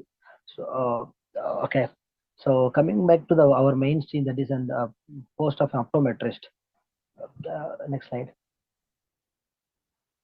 So for the post of optometrist, I'll be talking about different what is the basic qualification required. I myself I am working in the ESA hospital as an optometrist, which comes under Ministry of Labor and Employment. So I got into this job by writing an entrance exam, which has 50% of optometry, the questions which has 50% optometry and 50% of numerical aptitude, English comprehension and all. So basically, previously the basic qualification for an optometrist in the central government jobs were diploma in optometry or optooptics, with that is diploma after your PUC or +2, you name it, whatever. But after 2014 May, based on the Gazette of India, the minimum eligibility in central government jobs for an optometrist post has been made it as Bachelor of Optometry. That is right. So after 2014, any notification which comes, majorly many of the central government posts, they call for bachelor degree as a minimum qualification. Age related, I mean age will be around 30 years to 35 years. Like some ex-servicemen and all, they get more. Or you are already a previous government servant, you get some age relaxation of 3-4 years more. Coming to the next slide. So different like this is this one which I want to talk more. Like this is the recruitment rules which the top one, Gopi, the first top one of this slide. Yes. Yes, the first one. So here, this is the recruitment, recent recruitment rules which has published by ESA Hospital. So the nomenclature of our post is optometrist. There are different ophthalmic technician, there are different nomenclatures in different institutes. In a ES hospital, we made it as optometrist should be the name we call it, and our level is comes under level 6 now. Previously, we were under level 4. So and we are also under group B. So these are all happened in past 4-5 years with the work of OCI or Indian Optometric Association or Delhi Optometric Association. These are the local bodies which worked hard on uplifting the optometry profession. And here in ES hospital, the recruitment rules stated that the minimum age for the entry is 30 years. And you can see here down the pointer where it is. So the minimum qualification for the optometrist job is Bachelor of Degree, that is 4 years degree. So, so this is very clear. Now the optometrist profession as itself is growing really great. Even in government bodies, they are recognizing it in much bigger way. So all credits to our seniors who are working strong on the regulation part. Coming to the next slide. So salary generally ranges. You may think like outside salaries are totally different. What we base level optometrist, entry level optometrist is, but here it is much higher after the 7th pay commission came into implementation. That is 35,000 or 40,000 we get as a starting pay, and goes around 1,20,000, 1,30,000 as an optometrist. So there are different institutions where you can really apply, guys. Like optometry posts are there in many of the central government institutions, like AIMS. AIMS now they have in many places like Delhi, Bhubaneswar. There are many AIMS which are upcoming. AIMS are there. That is All India Institute of Medical Sciences. So AIMS, PGIMAR, which is in Chandigarh, JIPMER, which is there in Pondicherry. So these three comes under Ministry of Health and Family Welfare. So these are the few institutions where an optometrist can apply. And also there are like under Ministry of Railways, there are railway hospitals in divisions. Major divisions, they have more than 500 bed hospitals, like for example in Chennai, Perambur. So there are posts of optometrists for this in these hospitals also. And there are many in your local places, like any of the states, you can inquire. There are state funded or central government funded ophthalmic centers are there. So what I want to say is like not only these options, if you Google it, you get hell lot of other options for an optometrist are there, which we really don't know, So we just think that, okay, there is no post, let me work in whatever my seniors are there and let me follow it off. Coming to the next slide. So vacancies, okay, this is something which I want to talk more. Like we talked about, there are vacancies for optometrists, but it's very limited, guys. See, when I applied in 2013 in Karnataka region, there are 3 posts for optometrists, for which around 450 or 600 optometrists has written the exam. So only for 3 posts. Until date, there is no new notification in Karnataka region for optometrists in ESA hospitals. So because like any 500 odd bed hospital, they'll have around 2 to 3 optometrists. Once if they resign or once they retire, then only the post will be shown vacant. And in majority of the central government hospitals, funded hospitals, 250 and more beds only have the optometrists. Lesser than this, there is no post for optometrist is there. So and one more problem with the vacancies of optometrists is like there is no vacancies or posts in primary healthcare centers or taluk level hospitals, which the local bodies like local organizations, optometry organizations, they are really working, like Karnataka Optometry Association or OATN or Telangana Optometry. They are all working from their level to recruit a 4-year degree optometrist in state government run hospitals. So you have to again get information about that in your locality. And there is a demand, currently there is a demand for any hospital which is having more than 100 bed. So there is a demand by OCI or IOA, all these big bodies, governing bodies, like have an optometrist. In minimum 100 bed, please recruit an optometrist. So the demand is there, but we are looking forward like how it is accepted or not. But guys, please just check out any of the hospitals near you, around you. Definitely there will be a post of optometrist. You have to Google it and find out. Next slide. Now, whenever we finish an optometrist, we have only a few options left in our mind. Even I had the same thing. Like once you finish optometrist, I have to do a research, or I have to get into academics as a lecturer, or let me work which is there is an option to work in an optical outlet. Let me work as an optometrist there, or in hospital-based setup as an optometrist. And one slightly eccentric when compared to our hospital optometrist things, we all got into, even I worked in MNCs into professional marketing. I was working in Alcon previously with Johnson Johnson. So that is one more option which an optometrist can do. Like you can get into sales and professional marketing. Like there are many of the optometrists who are working in major companies like Oro Labs, Novartis, Alcon. So these companies, there are many of the optometrists who are working into sales and other managing positions. Another option left for us is setting up our own optometry clinic. Okay, so these are the only options left for us. And why can't we think out of the box? When we joined as an optometrist, like we have there is no such programs like career guidance or someone call us and make us understand these are the different options.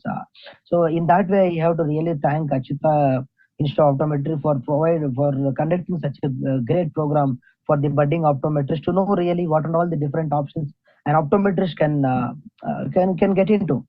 Okay, so we always have our seniors or our some known people. They used to give the options. We never had such opportunity to start our career maybe slightly differently. Okay, next slide. So I want to also talk like rather an optometry, rather being an optometrist, there are many posts where a basic graduate, like any graduate, like a BBA graduate or a BCom or a BSc graduate or any BTech graduate, okay, or BSc optometry graduate, any basic graduate level exams, there are many conducted by, this is something which is very prominent exams conducted by Staff Selection Commission. So majorly the guys, any of the central government jobs or government jobs, major focus is on these 4 topics you can see there. Please note down these. That is on general intelligence or general knowledge and reasoning, general awareness, numerical aptitude, and English comprehension. Basically, the exams will be only on this, but the level of seriousness will be slightly higher for the combined graduate level exams, or for the MTS it will be slightly lesser. But these are the 4 points you have to remember and work on that. Parallelly, you can, along with optometry, you can also have knowledge on all these things parallelly. You have so much of time where you can work on these points also. Next slide. So these are the different posts, like with 10th class, you can write the exams, that is MTS, that is multitasking stocks. There are posts for the combined highest secondary levels, like for PUC based posts. And I'll be talking, I'm more interested into getting this post, that is combined graduate level post. In the next slide, I'll show that is coming to the next slide. See, these are the different. Any basic degree that doesn't require any technical expertise, like there is no technical expertise in particular field, any basic degree holder can apply for so many posts. Guys, see there is a lot of posts like into income tax or enforcement directorate. You can also get into Ministry of in railways, okay, in audit. So in vigilance, so there are many posts, guys. So once you get into basic this Staff Selection Commission give an exam, once you get selected, and they'll be training on these aspects, and you can be a manager level post. And guys, you don't believe the salaries are seriously wow salaries you get in these levels. Only thing is required is you have to work hard on your numerical aptitude and English comprehension. Coming to the next slide. And yes, this is something which is not possible for which I cannot say it's not possible. It is possible very much based upon your seriousness. That is your UPSC exams. Maybe you can get into group 1, group 2. You can become an IAS or IPS officers And if someone is really serious into getting into administration in government sector or all these things, please guys work on this. And there are these UPSC also have National Defense Academies, combined defense service exams. So there are a hell lot of exams. If you are serious on getting into administration, please work on this, and we will be really. I am looking forward to see if there is any optometrist who is an IAS officer, and he say proudly that I am an optometrist. Backside, previous one, the next one. Yeah. So there are posts for posts in banking sectors, like there is an exam conducted by IBPS, that is Institute of Banking Personnel Selections. They have separate exams for the probationary officers, or in RBI, Reserve Bank of India, there are grade 1, grade 2 posts. These are all are with a basic degree. Any basic degree person, that is bachelor degree person, can apply for this post. And one more big thing, that is Railway Recruitment Board. These also conducts this railways, Minister of Railways also conduct exam, that comes under non-technical popular categories, NTPC. It doesn't require any technical expertise in engineering or any of these railway things. Any basic degree holder can apply post for these posts, like goods card, station master, assistant station masters, or all these posts. Guys, like there are many posts like this which you have to Google it. And if you are seriously interested into getting to this, and you have to work seriously on your aptitude, numerical aptitude, English comprehensions, all these things. And this is one of the very good website where you can get what are the vacancies available in central government job, that is www.freejobalert.com. Guys, these are the few things I gave. I hope I haven't confused you guys with all these things. So let me conclude this. The conclusion, like these are the few options I just gave to settle in public sector jobs. They're 9 to 4 jobs, you call it, if you are interested. Okay, but there is a lot. As an optometrist, I feel there is a lot to be done in optometry as a career, and serve people with your expertise. So wherever you join, for example, you join in any of these things, maybe you're interested in joining any of these things, please be connected to optometry, as it's our loving profession. So all the best, budding optometrist. Like if there is anything, you can easily get all the information in the websites, in the Google. You can just Google it for the different government sector jobs, and please work on that in this arena also. Thank you guys, and I thank Acchutha Institute of Optometry for giving me opportunity to share a few some amount of my knowledge. Because when I joined in ESI hospital, I came to know there are many posts where any basic degree holder can apply for it. So my special thanks to Dr. Gopinath for calling me and following up with me and making this session happening. And I also thank my senior Saranya ma'am for giving me the opportunity. Thanks guys, all the best.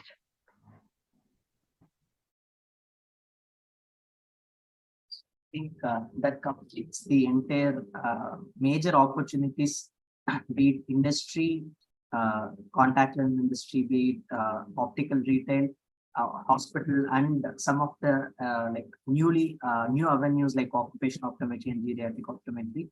And thanks to Mr. Vijay for putting up all the other opportunities from not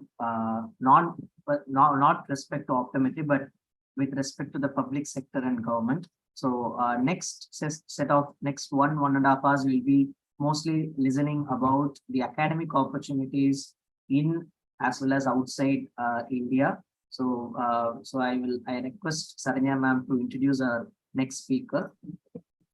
It gives me great pleasure to introduce our next speaker, Dr. Anuja ma'am. Dr. Anuja Singh is the principal of the Shankar Nethralaya Academy and HOD of Optometry, an alumnus of ESO and Shankar Nethralaya as well. I would like to reiterate how wonderful all our speakers have been. The minute we approached, they said, yes, what do you want us to do? Because they're so passionate about optometry as a field, and they want to really give the best of the opportunities to the students who are doing optometry. So opportunities in academics, we have a recorded talk by Anuja ma'am, and Anuja ma'am is also available online with us. So if you have any questions, I think there were a lot of questions about opportunities with regards to academics. Most of it will be answered by the talk, but if you still have queries, please post them. We'll be able to take it up. Thank you.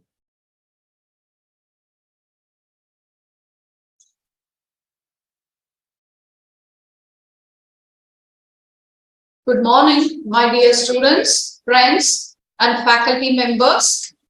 At the outset, my sincere gratitude to Acchutha Eye Institute of Optometry for the wonderful initiative called Inspire to develop students in various domains. My sincere thanks to Dr. Bala, Mr. Saranya, Dr. Gopinath, and the entire team of Acchutha, and best wishes for their new initiative. The topic that is given to me today is opportunity in academics. Let me share my screen.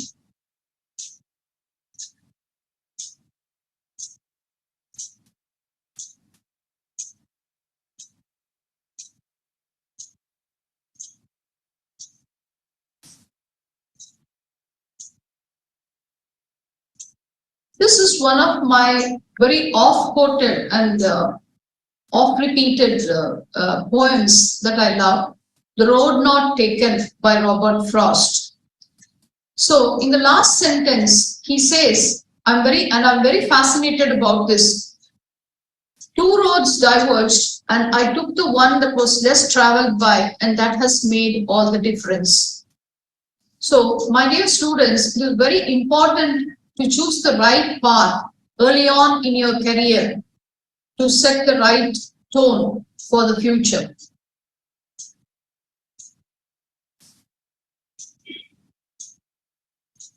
So it is a myth that if you get a college degree, it will be easier to get a job. Unfortunately, that is not the case. So employment is about eligibility and employability.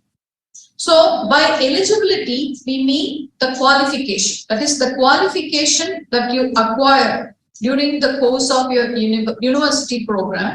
And employability is the skill set that you acquire during the 4-year program. So only when you have both eligibility and employability, your employers are going to love you. They are going to be ready to hire you for the services that you offer, right? So now in optometry, you have many certifications, academic certifications that can help you acquire a skill set. These programs, also known as the fellowship or residency programs, are offered by reputed institutions. The main difference between an academic certification and an educational qualification is, in a college degree, when the syllabus is framed when you study in the first year, sometimes by the end of 4 years, the entire syllabus may become obsolete or redundant. Whereas when you acquire an academic certification, you are updated with the latest evidence-based practices. Fine? Okay. So the fellowship programs are offered under various categories like clinical optometry or comprehensive optometry. The name may vary a little bit, you know, and you can also acquire various specialty clinical skills like contact lens, low vision care, binocular vision, vision therapy, orthoptics, pediatric optometry, ocular prosthesis, vision rehabilitation, special children's vision clinic, anterior segment fellowship or anterior segment diagnostics, posterior segment fellowship, community optometry, orthokeratology, and so on. There are also equal number of certificate programs available, which are usually in the fields listed in your slide. digital biometry recording, electrodiagnostics training, it could be glaucoma, myopia management, sports vision, occupational optometry, orthokeratology, and so on. Now, these programs, the certificate programs, they may be online program or offline programs. You have to see what suits you and who is offering the program. It could be by the state bodies, the state associations, or it could be by national level institutions or international organizations. So you can choose accordingly. Now, your certificate programs need not be in the field of optometry alone. Suppose you want to pursue something interdisciplinary, you want to try something different.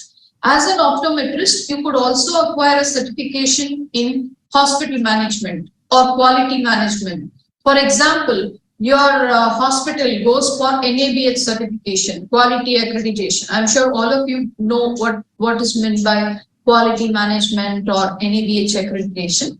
So you could be a member of the quality team helping your hospital get NABH certification. You could pursue a certification in research, and that could help in a project, and you could be the member of the research team.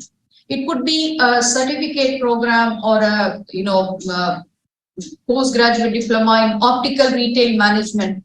If your hospital is expanding, they are starting a new optical outlet, you can take an additional responsibility and provide value-added services apart from your services being an optometrist. Now, all this will enhance your reputation within the organization, and your employer is going to value you for that. Now, there are some rules of thumb when you choose an academic certification program. First is you have to check the reputation of the hospital or the institute. You have to find out whether it is a hospital or just hospital or a training hospital where some importance is given to training interns, fellows, and so on. Or is it a teaching institute? Usually, training hospitals and teaching institutes are more sensitized to the needs of a candidate who is coming to pursue such a certification program. And also look at who is the faculty, who is part of the management, what are the student engagement practices, whether there is any weekly didactics, discussion, journal club, whether these things are done on a periodical basis, whether the hospital or institute conducts CME programs. Basically, what are the engagements available for candidates pursuing such programs is something you need to look at. Also, you have to look at the fee structure, like what is the fee structure, whether are they going to pay you any stipend or you have to pay them a fee to pursue the program. This is also something you need to look at. What will be the certificate issued on completion? If possible, you can also ask them to tell them, I would like to have a look at the certificate. It's perfectly fine, perfectly legal to ask. And also whether there are any affiliations to any universities or professional bodies. What is the duration of the course? Okay, 6 months or a short term is usually sometimes 3 months to 6 months, and long term certifications are for from 1 year to 18 months, up to 18 months. And what will be the component of observation? What will be the component on hands-on? This is also something you need to look out and check the website, check their official website, make proper inquiries. If any of your seniors or your colleagues have already gone to that institute, make proper inquiries, but do not take it 100% also. Take it with a pinch of salt, because each person's experience and their level of absorption is different from the other, but it helps to make proper inquiries. And if needed, you can also visit the institution in person.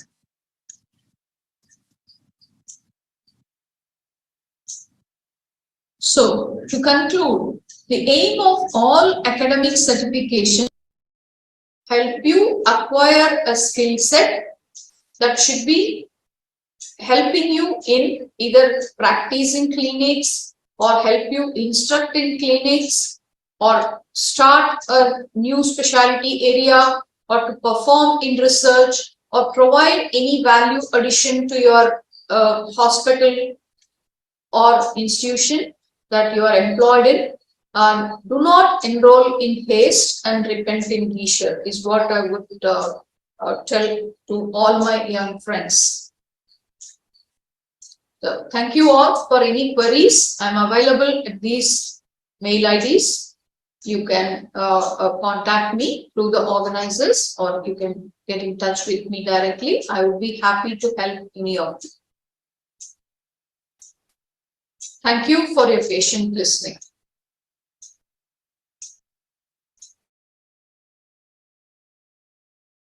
So much, Dr. Anuja, for giving the wonderful talk about the certification specifically following optometry program.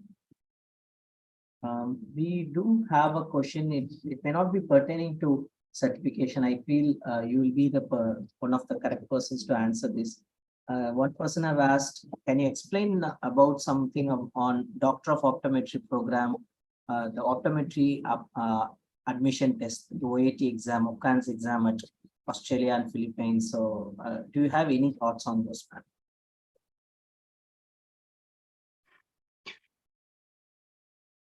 Thank you for your question. Thank you, Dr. Gopinath. So licentiate exams, the candidate is obviously talking about licentiate exams. There are actually preparatory material available also in the market. So I think in this kind of license exams, mostly practice is the key. Just one of the speakers had spoken earlier. You have to take it seriously and do many question papers and practice. I'm not sure, at least in Tamil Nadu region, if any institute is offering such a program for clearing license. In Kerala, I think one or two institutions have started this. And Doctor of Optometry is a different ballgame altogether. First of all, you need to see whether you have the kind of commitment, patience, and perseverance to provide to pursue a doctoral program. So so first of all, you have to be very clear of your area of interest and your research questions. You have to do a lot of spade work. I would say at least 1 to 2 years you have to take. First of all, try and do and find out what are the things you can't do or you wouldn't want to do, and then come to maybe what you want to do, right? And then that makes it easier. With that in mind, the spade work needs to be done. Again, going for the right kind of universities with proper affiliations.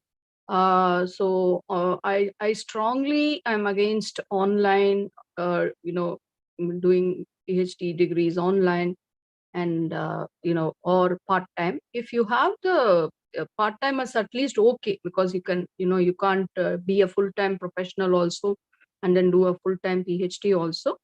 At least you have to have be in regular touch with your guide, pursue your coursework, and have a keen follow-ups will be the key. But if you are doing a PhD, then you should consider 5 to 7 years of your life gone. And no better example than you, Gopi. I think you can answer that question better. Yeah, thank you so much. Thank you for being with us, ma'am, patiently. And with that, I will invite our next speaker, Mr. Sivarasu.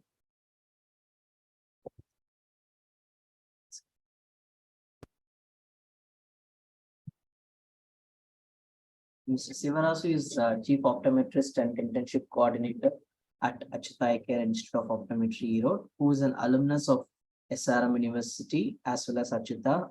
He pursued his master's from Acchutha, and he's going to talk about higher education options in India. He has given his recordings. He's available online also. If you have any queries, maybe we can take it up after he finishes his talk. Let me share the talk. Good morning everyone, myself Sivarasu. Today I am going to talk about the topic on higher education opportunities in optometry. And as we know, the Bachelor of Optometry includes the basic things about learning all the skills bachelor's, whereas in a Master of Optometry where it includes advanced clinical skills where the deeper in the clinical aspects we learn, as well as advanced knowledge and hands-on training we do learn, and also include higher levels of so this will end up with the higher levels of patient care to in the clinics, and it will also have the specialization opportunities, especially in case of specialties like contact lens, geriatric optometry, pediatric optometry, and low vision as well as the vision therapy. And it will also gives you the research and innovation technologies like we can involve in the research as well as creating the innovation to the eye care system, as well as the professional advancement. It will take you to the roles in the leadership positions as well as the academic careers and consultation as well as healthcare administration in the society. And most of optometry program will include the curriculums of the advanced ocular diseases and therapeutic optometry, and it will give you the evidence-based practice to practice in a single specialty, as well as advanced contact lenses and also includes the research methodology. And where in the clinical experience we do refine our already learned skills in a deeper manner, so that the guidance it will be guided by the senior or experienced optometrist in the clinical field, and it will give you the hands-on training which will help you to develop confidence and then professionalism in the optometry. And we do some research projects and presentations in the conferences and the peer-reviewed journals, and which will create us to think a critical way and analytical skills, and as well as the evidence-based approach in the field of optometry. And this will give you the collaborative healthcare disciplines as well as the optometry, where we build our network to the professionals. And at the end, like after Master of Optometry completion, we do think which way to go for, where it will give you the clinical practice, which will include the specialties as I told previously, geriatric optometry and the sports vision as well as the vision therapy. And in another way where it will include the academics and then research, which will include your teaching and mentorship and then research oriented things. And then last it will go to the industrial basis and corporate roles. And especially today my chairman will talk about just a few lines about optometry. So why masters at Acchutha Institute of Optometry, Erode? We have committed, passionate faculty. You have 100% work experience, as well as getting the opportunity to fit specialty contact lenses at the Medicon Center of Excellence. We welcome you to join us on this exciting journey of the Masters of Optometry.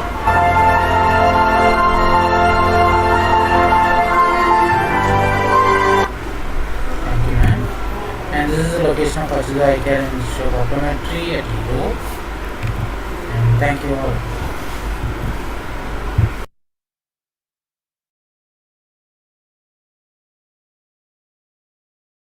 Thank you, Sivarasu, for sharing your thoughts on Masters of Optometry. And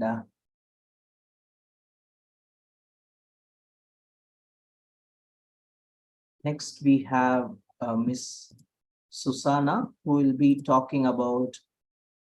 There are no questions so far for Mr. Sivarasu. Maybe at the end of all the sessions, we'll continue with the session subsequently. We'll take up the questions possible. If time not permits, we'll take up the questions at the end. And next we have Ms. Susana, who will be talking about the higher education options specific to Germany. And she's currently a research assistant at the myopia management team, Zeiss Vision Lab, Germany. She's an alumnus of SRM University. She has given her recordings and she has joined us as online as well. So after her talk, we'll take up any questions if it is there.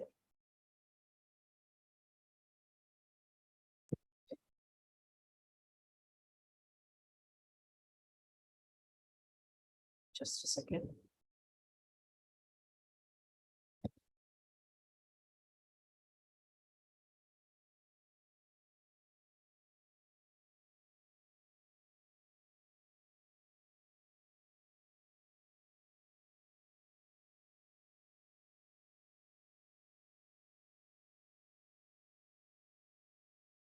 So, hello and good morning, everyone. I'm Susanna Clement.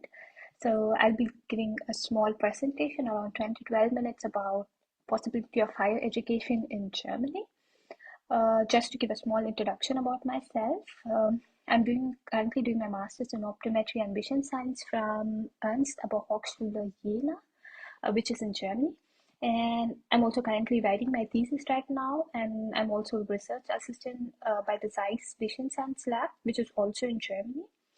So I did my bachelor's in SRM University, and I moved to Germany in the year 2020 to do my master thesis. So I have like a little bit of experience, like over the 3 years, so that I thought I would share my knowledge and like my experience to you guys, to some of you, or to the most of the people who are like interested to do their masters or their fellowship courses, or they're planning to work in Germany or something like that. So I thought it's just a small presentation. I'll just go. So starting off with why Germany, or why did I choose Germany for my master's, is that I found out that Germany was comparatively cheaper compared to other countries or other foreign countries like the US or the UK. I mean, the cost of living was comparatively less. And one more main advantage is that there's no tuition fee in Germany. And when you compare it with other countries, the tuition fee is like extremely high. And here, almost all the public universities or the colleges that offer optometry are free. It's not completely free. You have to pay like 20,000 rupees per semester, which is actually the travel ticket. And with this ticket, you can actually travel free in Germany, like during your study period. And the trains and buses here are actually quite costly here. So if you have this ticket, then you can travel around Germany for free. And about the education system, I'll be talking to you later about that. And about part-time job opportunities, there are like lots and lots of part-time opportunities for students, especially depending on the city that you live in, or in the city that you move to.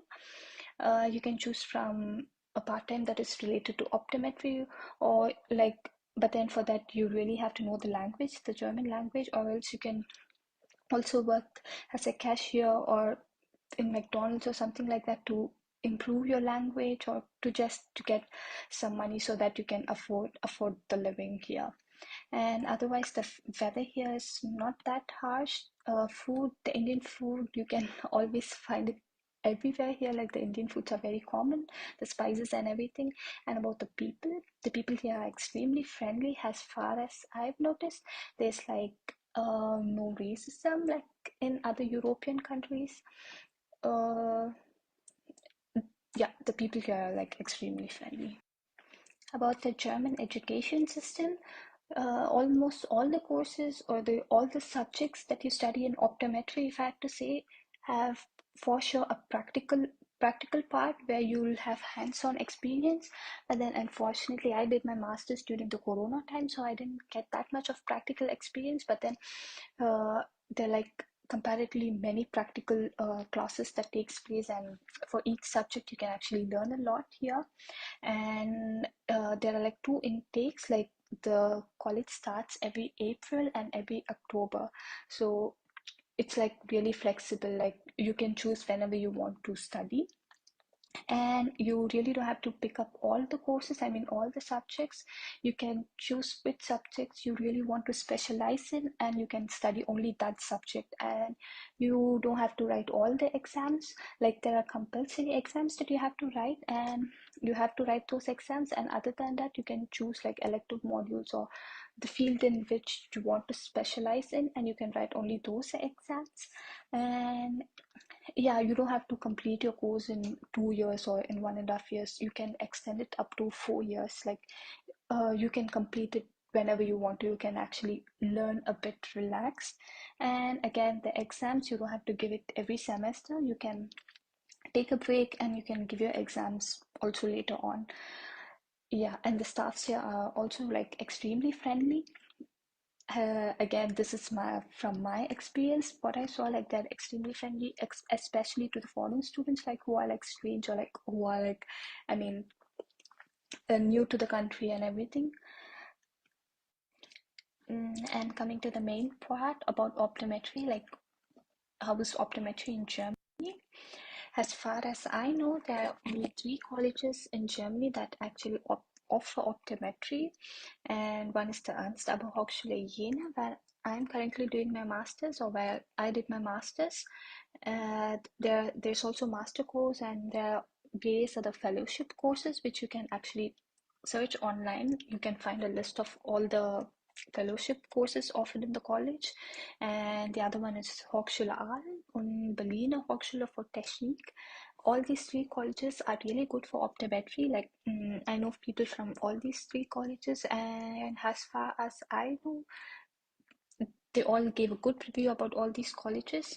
But then the main drawback of these colleges are there are only German taught courses in these colleges. As far, I mean, all the healthcare courses are only offered in German. That's the main drawback here. So if you want to study optometry in Germany, then it's really important that you learn the German language, because your exams are going to be in German, your lectures, your presentations, everything is going to be in German here. But then other than that, they're like no much requirement to study in Germany. Like you don't need high grades to study in Germany. It's just that if you learn the German language, then you're sorted. And actually, the second college, the Hochschule Aal, they have an English taught course, master course. But then, in order to do this course, you should have a few years of experience in working in Germany, and you should actually be currently working in Germany to do this course. And it's an English taught course. But then the fees is also extremely high. And yeah, it's also a part-time course. So you have to be working in Germany in order to do this course. And say you decide to do your master's in German, you have already completed your master's now, and what is your future like, or what is your life after doing your master's in Germany?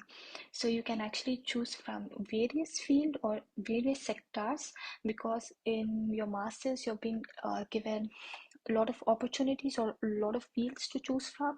So you have to be extremely careful in choosing your elective modules. Like you have to decide in which field you want to specialize in. So depending on that, you can work in an optical industry, or in an optics, or in a laser industry, or in clinics, or you can be a research worker. Like it depends on your interest, in your field of interest. And you can also do PhD in Germany. There are like lots of eye institutes where they offer PhDs, especially for foreign students. So if you're Indian, there are like more chances that you'll be admitted into an PhD course. But then one more good point about a PhD is that you don't have to know German to do your PhD. You can do your PhD in English, which is a good option. And yeah, the income in Germany is like, for optometrists, it is not too high or too low. It's an average salary. It depends on where you're working, in which city you're working, and in which sector you're working. So it depends on each individual as to where they work. And the work life balance in Germany is also very good.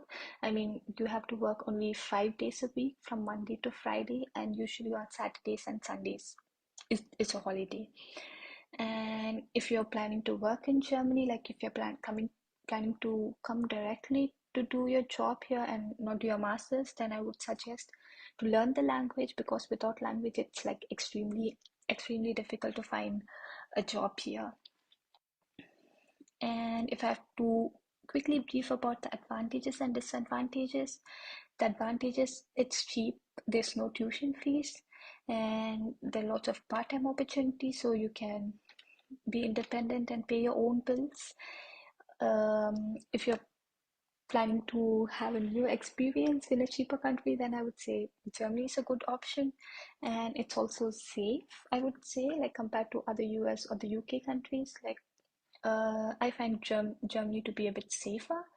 Yes, you have a good work-life balance. Otherwise, yeah, if I have to tell about the disadvantages, language is the only disadvantage.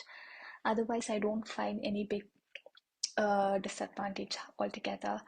So, but then if you also know the language before coming to Germany, then it doesn't also count as a disadvantage. And how to apply, like if you want to come to Germany for your masters, everything is online, everything is available online. I mean, you can search for the courses, and below every courses they tell what are the requirements and what are the documents required and how to apply. Everything is described elaborately there. And agency, I actually included it here to mention that please don't go to agencies, because they do the exact same thing that we do here, but then they charge huge amount of fees. And for us, like for optometry students, like we don't have to go to agencies because the competition for us is like really less. And if you yourself apply to the college, there are like high chances of getting admit in any one of these 3 colleges. Otherwise, yeah, about the documents, everything is online. And there's also an AP certificate that the German government is requiring from the Indian students, which is called as the APS certificate, which is like completely new, which has been added from this April. So even I'm not sure about the certificate, but then you can Google it and you can find actually more details about it. Yeah, then that was everything. Thank you for your attention. And if you have any questions or doubts, you can always write to me. And if I have to say, do you really have to do your master's in Germany? It like depends on each and every individual, because it takes high level of motivation to learn a language. I mean, learn a foreign language and to do a course in that language. So it is up to each individual to decide if you want to do a course in a foreign language. So I leave that question to you. Thank you.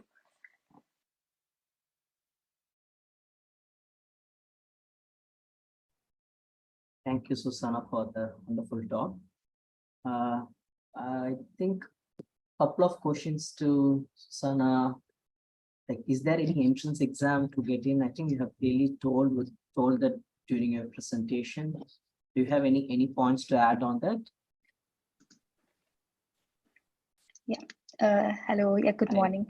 And yeah, about the entrance examination, there are no entrance examination to come to Germany. There's only one thing, that is German language. Like there's an exam called as test staff exam, which is like IELTS exam for English. So you have to write this exam. It's like a German exam. So yeah, in order to study in Germany, you have to clear this exam. Other than that, you don't have any entrance exams, especially for optometry or something like that. Following that, there is another question like, how do we learn German, or is the local language? The local language, there's actually a lot of German courses in Tamil Nadu, and the main one is like the Goethe Institute, which is in Chennai, which is actually recognized in Germany. So in order to study in Germany, you have to study in this specific institute, the Goethe Institute, and write their exam. So if you write their exam, then you're eligible to study in Germany. So I think you have shared your email ID. It was Susanna. Can you spell it out? I'll Gopi, we can add all the email IDs of all the speakers together, maybe in one go. Thank you, Susanna. That was a really very, clear and a concise talk on all the available options and, what you need to do to join. Excellent talk. Thank you. Thank you, ma'am. So next we have the last set of talks by Pooja and Soman regarding the overseas opportunities at PhD opportunities specifically. Let me introduce them before I start. So Ms. Pooja is a PhD student at Department of Optometry and Vision Sciences, University of Melbourne.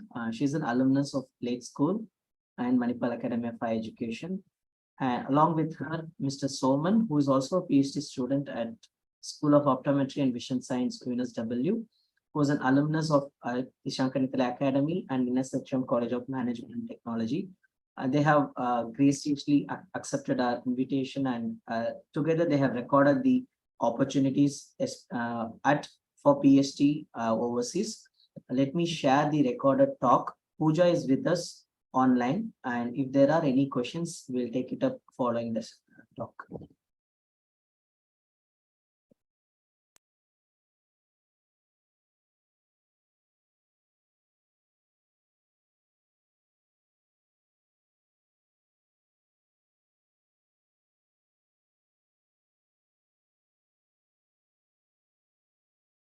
Hello everyone, I am Pooja Nandagopal, PhD student at the University of Melbourne, Australia.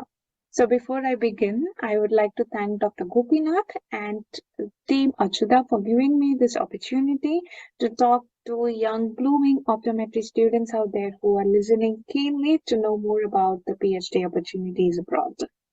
So with that said, let's get started. Applying for a PhD position abroad has a series of steps that require certain skills.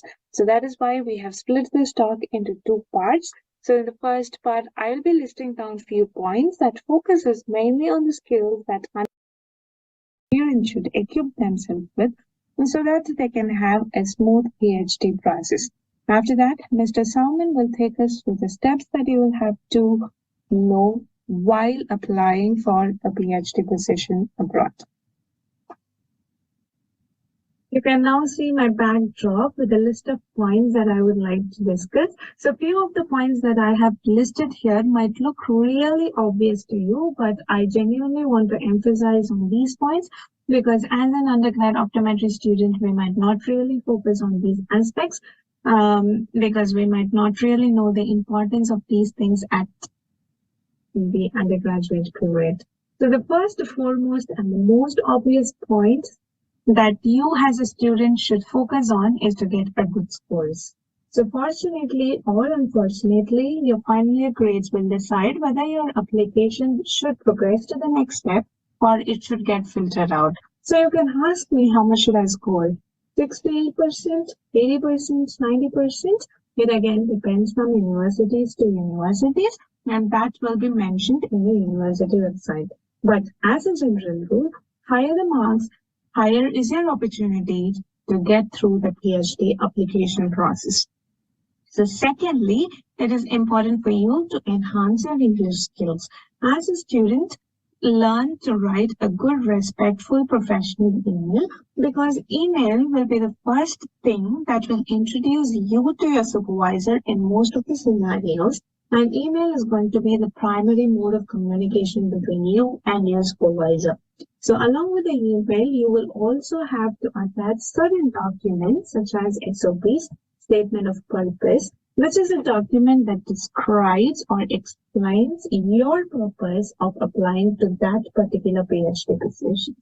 So once you have emailed them with all the supporting documents and the supervisor is happy with whatever you have sent them and they are convinced with your purpose for applying PhD under them, then they will call you for an interview.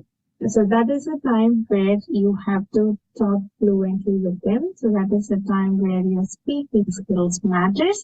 So you should be fluent enough to answer the questions. You should be fluent enough to express your ideas and so on.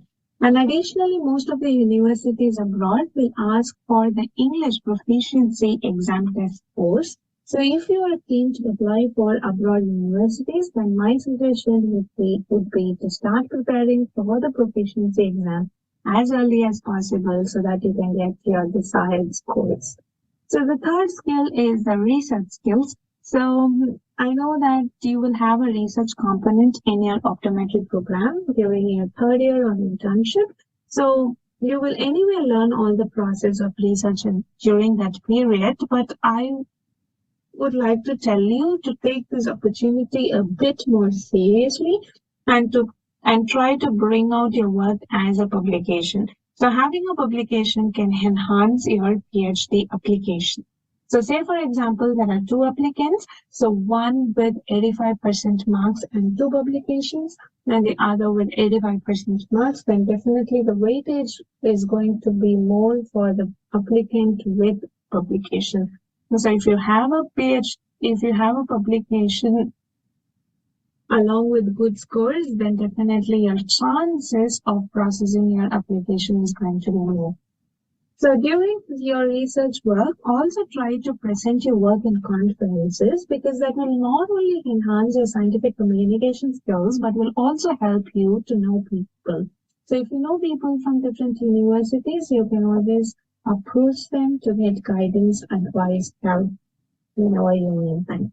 And the fourth thing is during your optometry program, also focus on maintaining a good, healthy relationship with your supervisors, with your faculties, and peers. So during the PhD process, you will be asked to provide the contact details of your referees, and the university you apply will contact them directly to know more about your competencies. So if you need a good recommendation letter, then develop a good rapport with your faculties.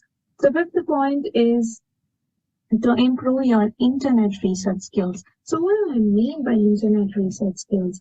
I mean that you should be capable enough to search for the appropriate optometry university that provides a PhD degree. You should be able to find your potential supervisor, the supervisor who is working in the area of your interest, and also be able to search for the scholarship positions. So only apart from the PhD university scholarships, you might also have government scholarships or any other agencies to fund you. So you should be able to search for the different scholarship opportunities. So in the fifth point, I would like to tell you, you should be good enough in Googling, and you should be good enough to find the required details with a Google search. So apart from that, you will also be able to know the PhD openings through social media platforms such as LinkedIn, Twitter, and there are also other email subscription platforms such as VisionList, CVNet, Find a PhD, etc. So if you don't have these professional social media platforms, then create one and start following the universities in which you wish to apply. So apart from all these professional skills, you should also have patience and perseverance because applying for a PhD abroad will take a minimum of 6 to 1 year. So it's a long period. So definitely you need patience, and it's easy to get rejection emails even if we have all the competencies. So the perseverance is also important. So my final piece of advice is to start early so that you can work through all of these and you can take your PhD application process in a smooth way. So now that I have bombarded you with a lot of points with the skills that you need to develop before applying PhD position, I will now show you why these things are important. Let me share my screen. I hope my screen is visible. So this is the website of the University of Melbourne Doctor of Philosophy program. So Department of Optometry and Vision Sciences comes under the Faculty of Medicine, Dentistry and Health Science. So if you want to learn more about the PhD process, the entry requirements and things more in University of Melbourne, then go to this website.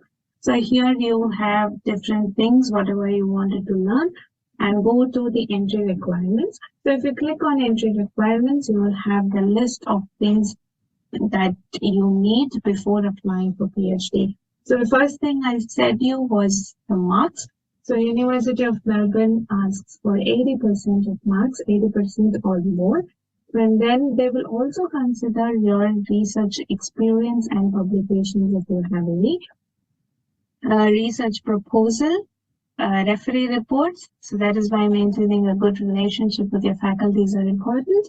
And then endorsement from a prospective supervisor. So you should initially contact the supervisor through email, and then the supervisor should give a letter which states that they are happy to guide you or to take you as a PhD student. So you will have to attach all of these documents, supporting all of these documents to your application for that to process to the assessment phase.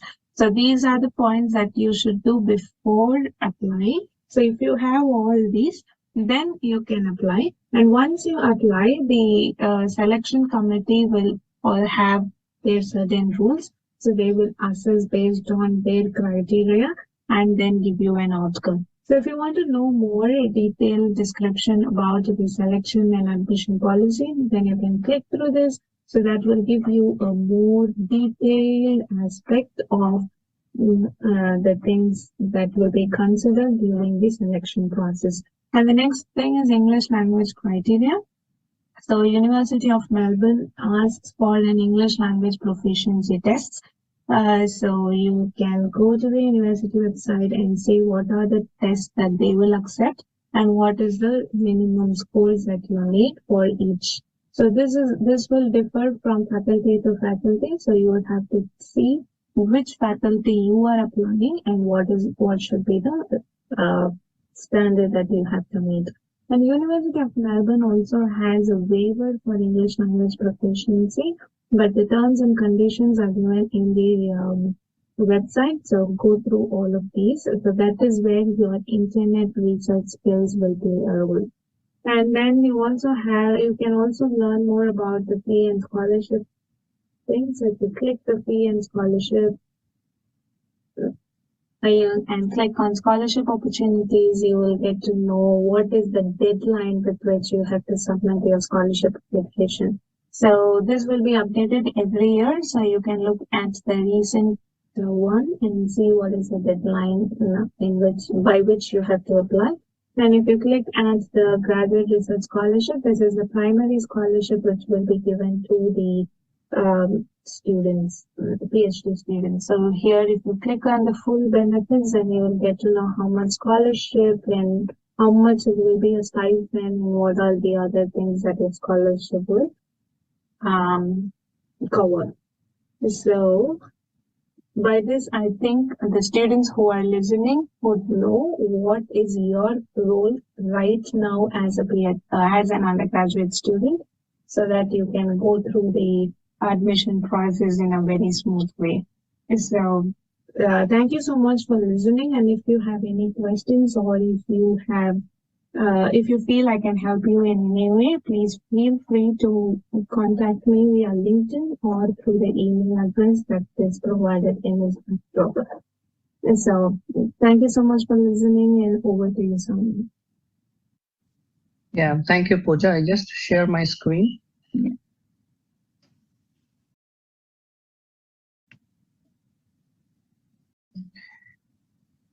Yeah, I hope it is visible. It is. Yeah, so hello everybody. My name is Soman Sadhu. I am presently a PhD student at the University of New South Wales, Sydney, Australia. So after Pooja has given you all the details how how to go through a PhD process and how you can prepare yourself. I will just take you through how you can search for potential supervisors in UNSW and some of the US universities. And once you have selected your supervisor, how you can draft an email and write an SOP and send them, so that your chances of getting selected and to highlight your main skills and your interest in the field into your SOP. So once you have decided to go for PhD, you have to look for potential supervisors. So what are the potential supervisor I mean here? So let's say you have a special area of interest in walking in dry eye, and you are reading their walks for around 3-4 years during your undergraduate, postgraduate, and being well accustomed with their way, how they work and their area of interest. So it's always the papers, the authors, the author of the paper, the vision scientist you are reading, and you have cited in your own research, in your own article. So we usually approach those supervisors because we know how they are working, and we know our research interest aligned with them. So this is a UNSW website. I just show you a quickly how you can just go and search for supervisors. So this is, I guess, similar to all of the other universities as well. So you just go to university website, then go to research here, and we have an option of find the supervisors or project. So if you directly click there, you come down to find the supervisors or project. So here you have an area. So you have to select here School of Optometry and Vision Science. So School of Optometry and Vision Science. And then you get all the supervisor listed here. Okay, for say one of the supervisors, for example, let's talk about Science Professor Fiona Stapleton, and then if you click on them, click on the profile, you will get the profile of that supervisors, a small biography about what they are doing, about their publications, and you can email them also in this email ID. So this is their official email ID. So every university will have this profile for their for the potential supervisors, and you can directly email to them requesting that you want to be a PhD student under her or him. Okay, so once you have selected your supervisors, then the second part is how to draft an email to them and send across. So when you are drafting an email, you have to write what we have called it a statement of purpose. So this is the statement of purpose what I have written during applying for PhD overseas, and this will highlight all of your past experiences and why you are interested in that particular matter, particular subject, and what are your capabilities, and if you have any presentations, if you have any publications, definitely just mention it here very briefly and tell them what is your future perspective, so that they can get an idea about if you are a great match for them, and they will extend you an offer. So when you are typing an email to them, also attach your CV like this. So this is my CV, what I have written down there, and have sent it to them. So these are the main things I think which you need when you are sending any email to the supervisors or approaching the supervisors there. And yeah, maybe you will receive a reply for them. Sometimes you might not receive a reply from them, and then you go to your next supervisor. So when you are searching for supervisor, definitely you are not you are not sending email to one supervisor at a time. So when I started, I usually send to 2 to 3 supervisors, definitely not in the same university, in different universities. So just a second. So if I go there, yeah, so if you want to see about the requirements of Doctor of Philosophy in UNSW, then this is the entry requirements for them. Just a second. Yeah.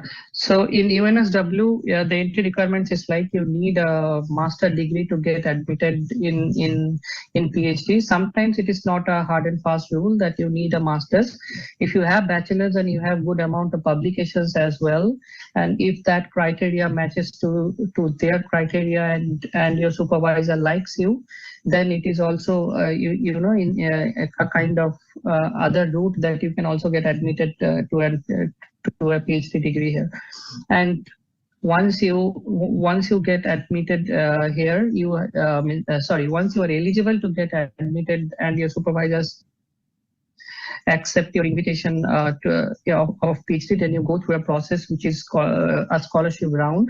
So in the scholarship round, maybe similar participants like you, similar candidates like you will compete between one another, as Pooja told in her session, and then they will give weightage to the candidates which have more marks and definitely more publications. They have a certain point system which we don't know definitely how they are giving weightage to those candidates. But yes, definitely a good amount of marks during undergraduate, postgraduate, and a good amount of publications also in some good quality journals gives you much priority during the application process. So this is PhD opportunity website of UNSW, where they will list any PhD position which is open, and you can get through here and then send a message, email to the GRS team, graduate research team, that you are interested here. So these are the higher degree student website, where there are a lot of students. Those are working, give you an initial idea that what the students are doing means PhD students are working on, and how their career progression is going on throughout their PhD candidature. So this is what you can also just find out. And the requirements for universities in US is kind of straightforward. So there is an option of approaching the supervisors in US, but they always take applications online. So during October, November, their applications start. The application process starts in US, and you have an application goes on. I think it's up to February. The application still it opens, means it closes by February. Yeah. So you have to fill the application form, and then based on the application, they will decide. Means I think there is no chances of contacting the supervisor directly, because in US the PhD program is almost 5.5 years, where you are eligible to apply for PhD if you have a bachelor degree in India. So it's kind of a combined master's and PhD program in US. So you don't have forehead selection of the supervisors. Rather than you go through an application process, and then if you are selected, then you can select the supervisor or your area of interest once you get admitted to the university. So that's it. That is how it goes on in US. And this is the University of Alabama at Birmingham. So their vision science program, you need a minimum GPA. So this is grade point average, where you just convert your percentage into a 4-point scale. So this can also be done with your university as well. And there are some application requirements where you can go through all this. So this is the just a second. So this is the brochure where I think it's little slow. Yeah. So this is the brochure of that university, where you can see all those information and detail. It will be there. So the toughest part of this getting a PhD is cracking the scholarship round, even though your supervisors at the university accept it, but competing for a scholarship program is definitely the toughest part what you will be facing. And yes, if you are coming from India, you need a tuition fee waiver and a living expenses here also as well, where the university pays for your living expenses. Means you will be receiving some sort of stipend monthly to support your to support your daily living. So that is how it goes on. But yes, as Pooja said, the perseverance is one of the things, because when I was trying, it is almost 3-4 universities that I have tried, and it's very obvious to get rejection emails. And but the thing is that as you get more and more rejection, you grow yourself, develop your skills, and then apply for the next university and approach the next supervisor. That is how it goes on. It may take 1 year, 2 year, and maybe more than 3 to 4 years to get a PhD in your own field sometimes.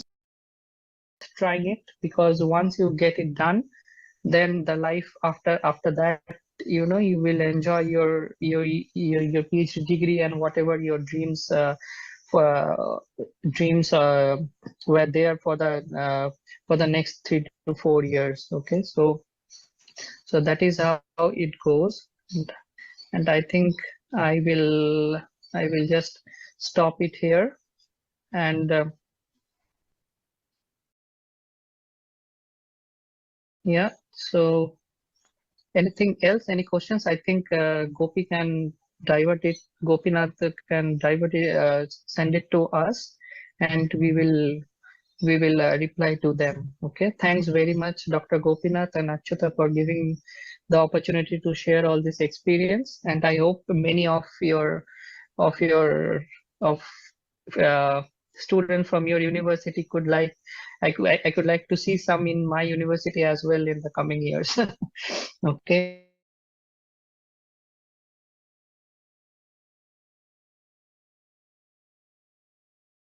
You, Pooja and Soman, for the excellent talk, which I think even not for now, maybe for the next couple of years, the entry requirements and the detailing of how to apply in US as well as in Australia, specific for PhD in optometry, is like very clearly explained.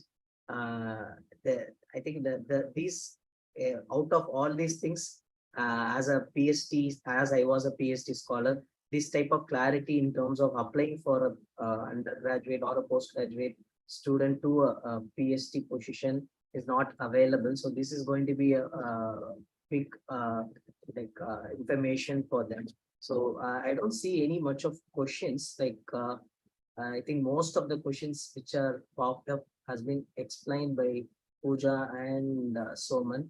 Do you have any concluding words from Pooja and Pooja? Can you share any concluding words so that I will take up the next talk?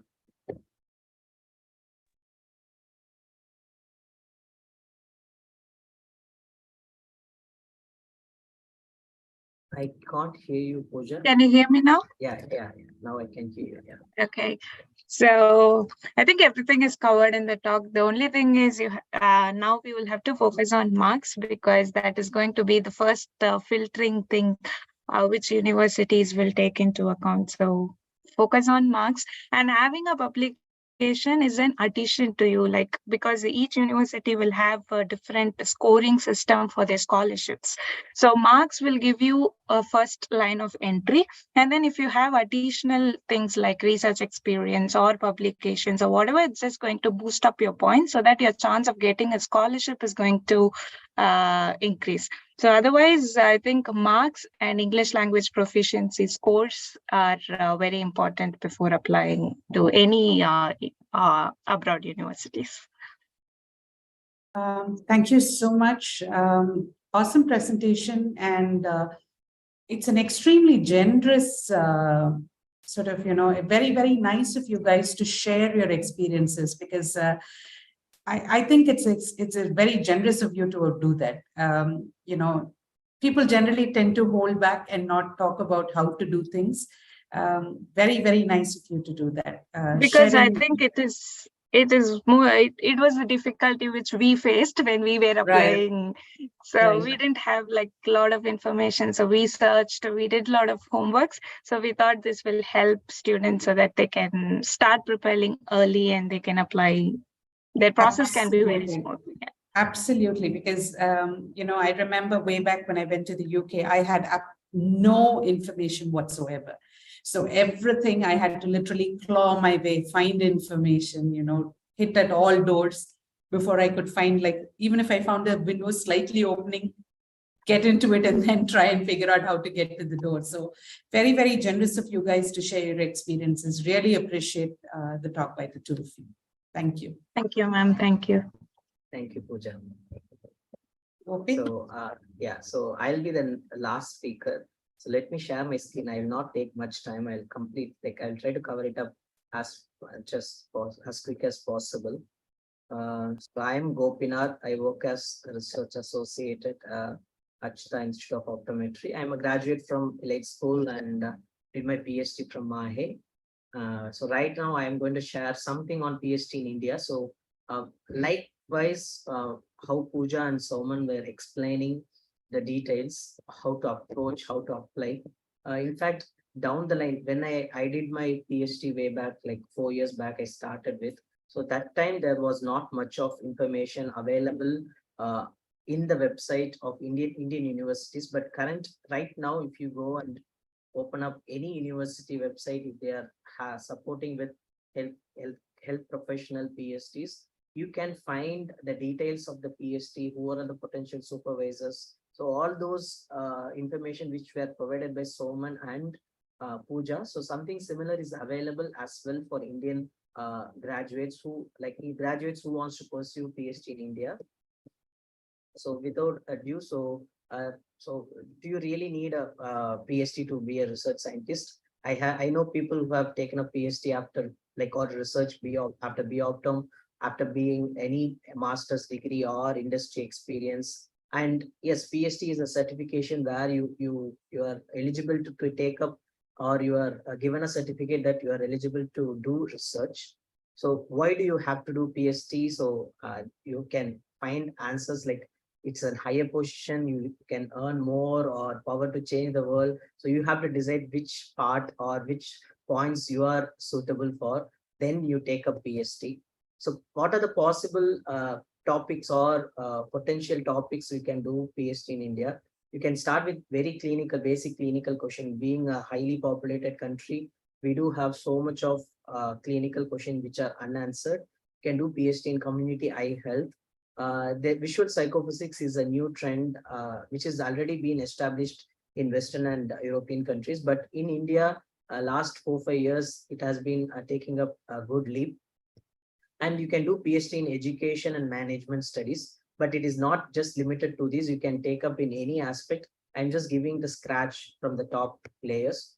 So PhD eligibility followed by UGC. This is the support provided eligibility criteria. You should have a master's degree with at least 55% marks. And if you are taking up PhD after your bachelor's, you should have a research program along with your bachelor's with a CGPA of 7.5 at least. And if you have a MPhil coursework, which can be also converted as a PhD degree, but it is not applicable in terms of optometry degree.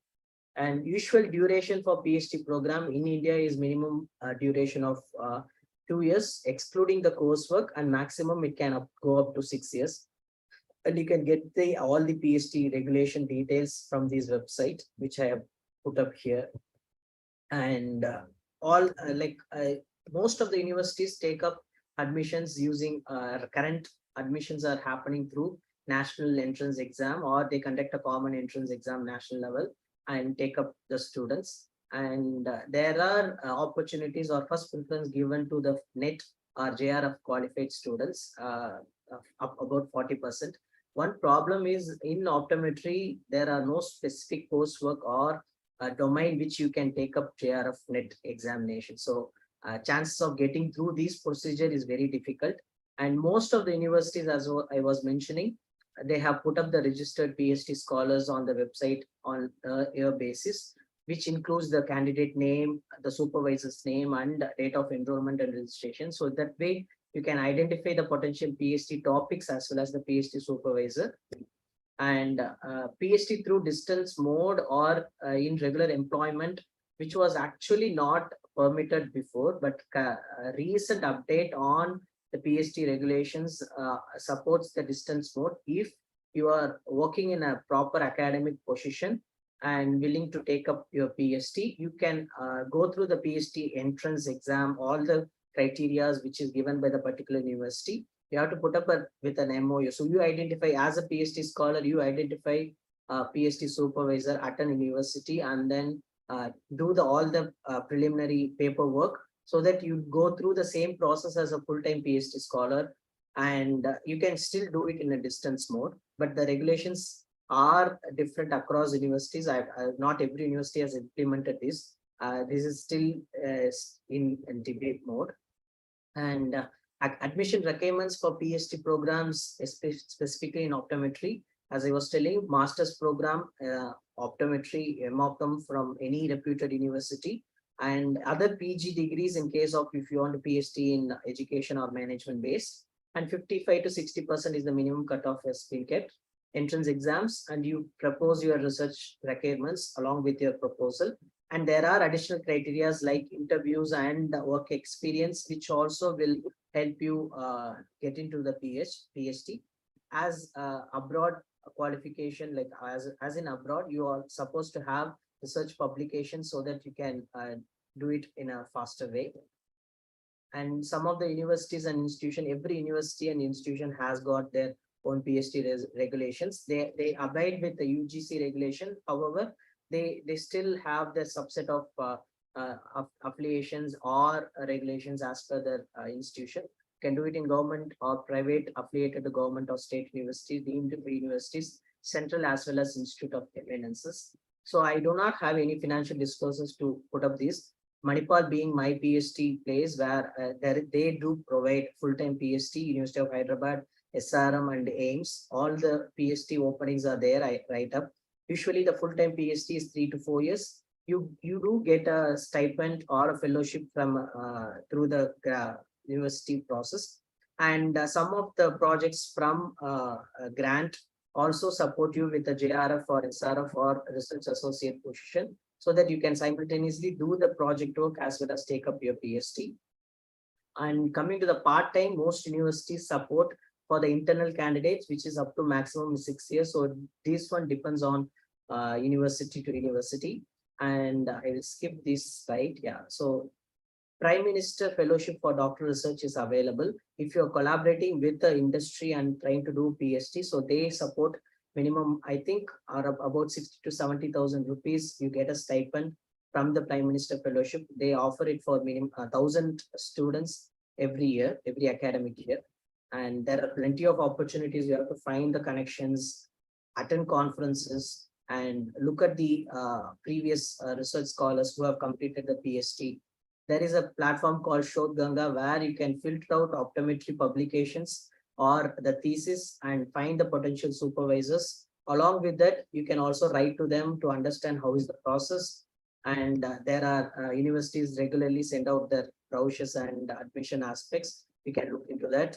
And before you start your PhD, are you really passionate about it? Do you really need a research degree to follow your passion? Are you ready to go back to the university to take a PhD? Did you find your right supervisor? Can you afford it?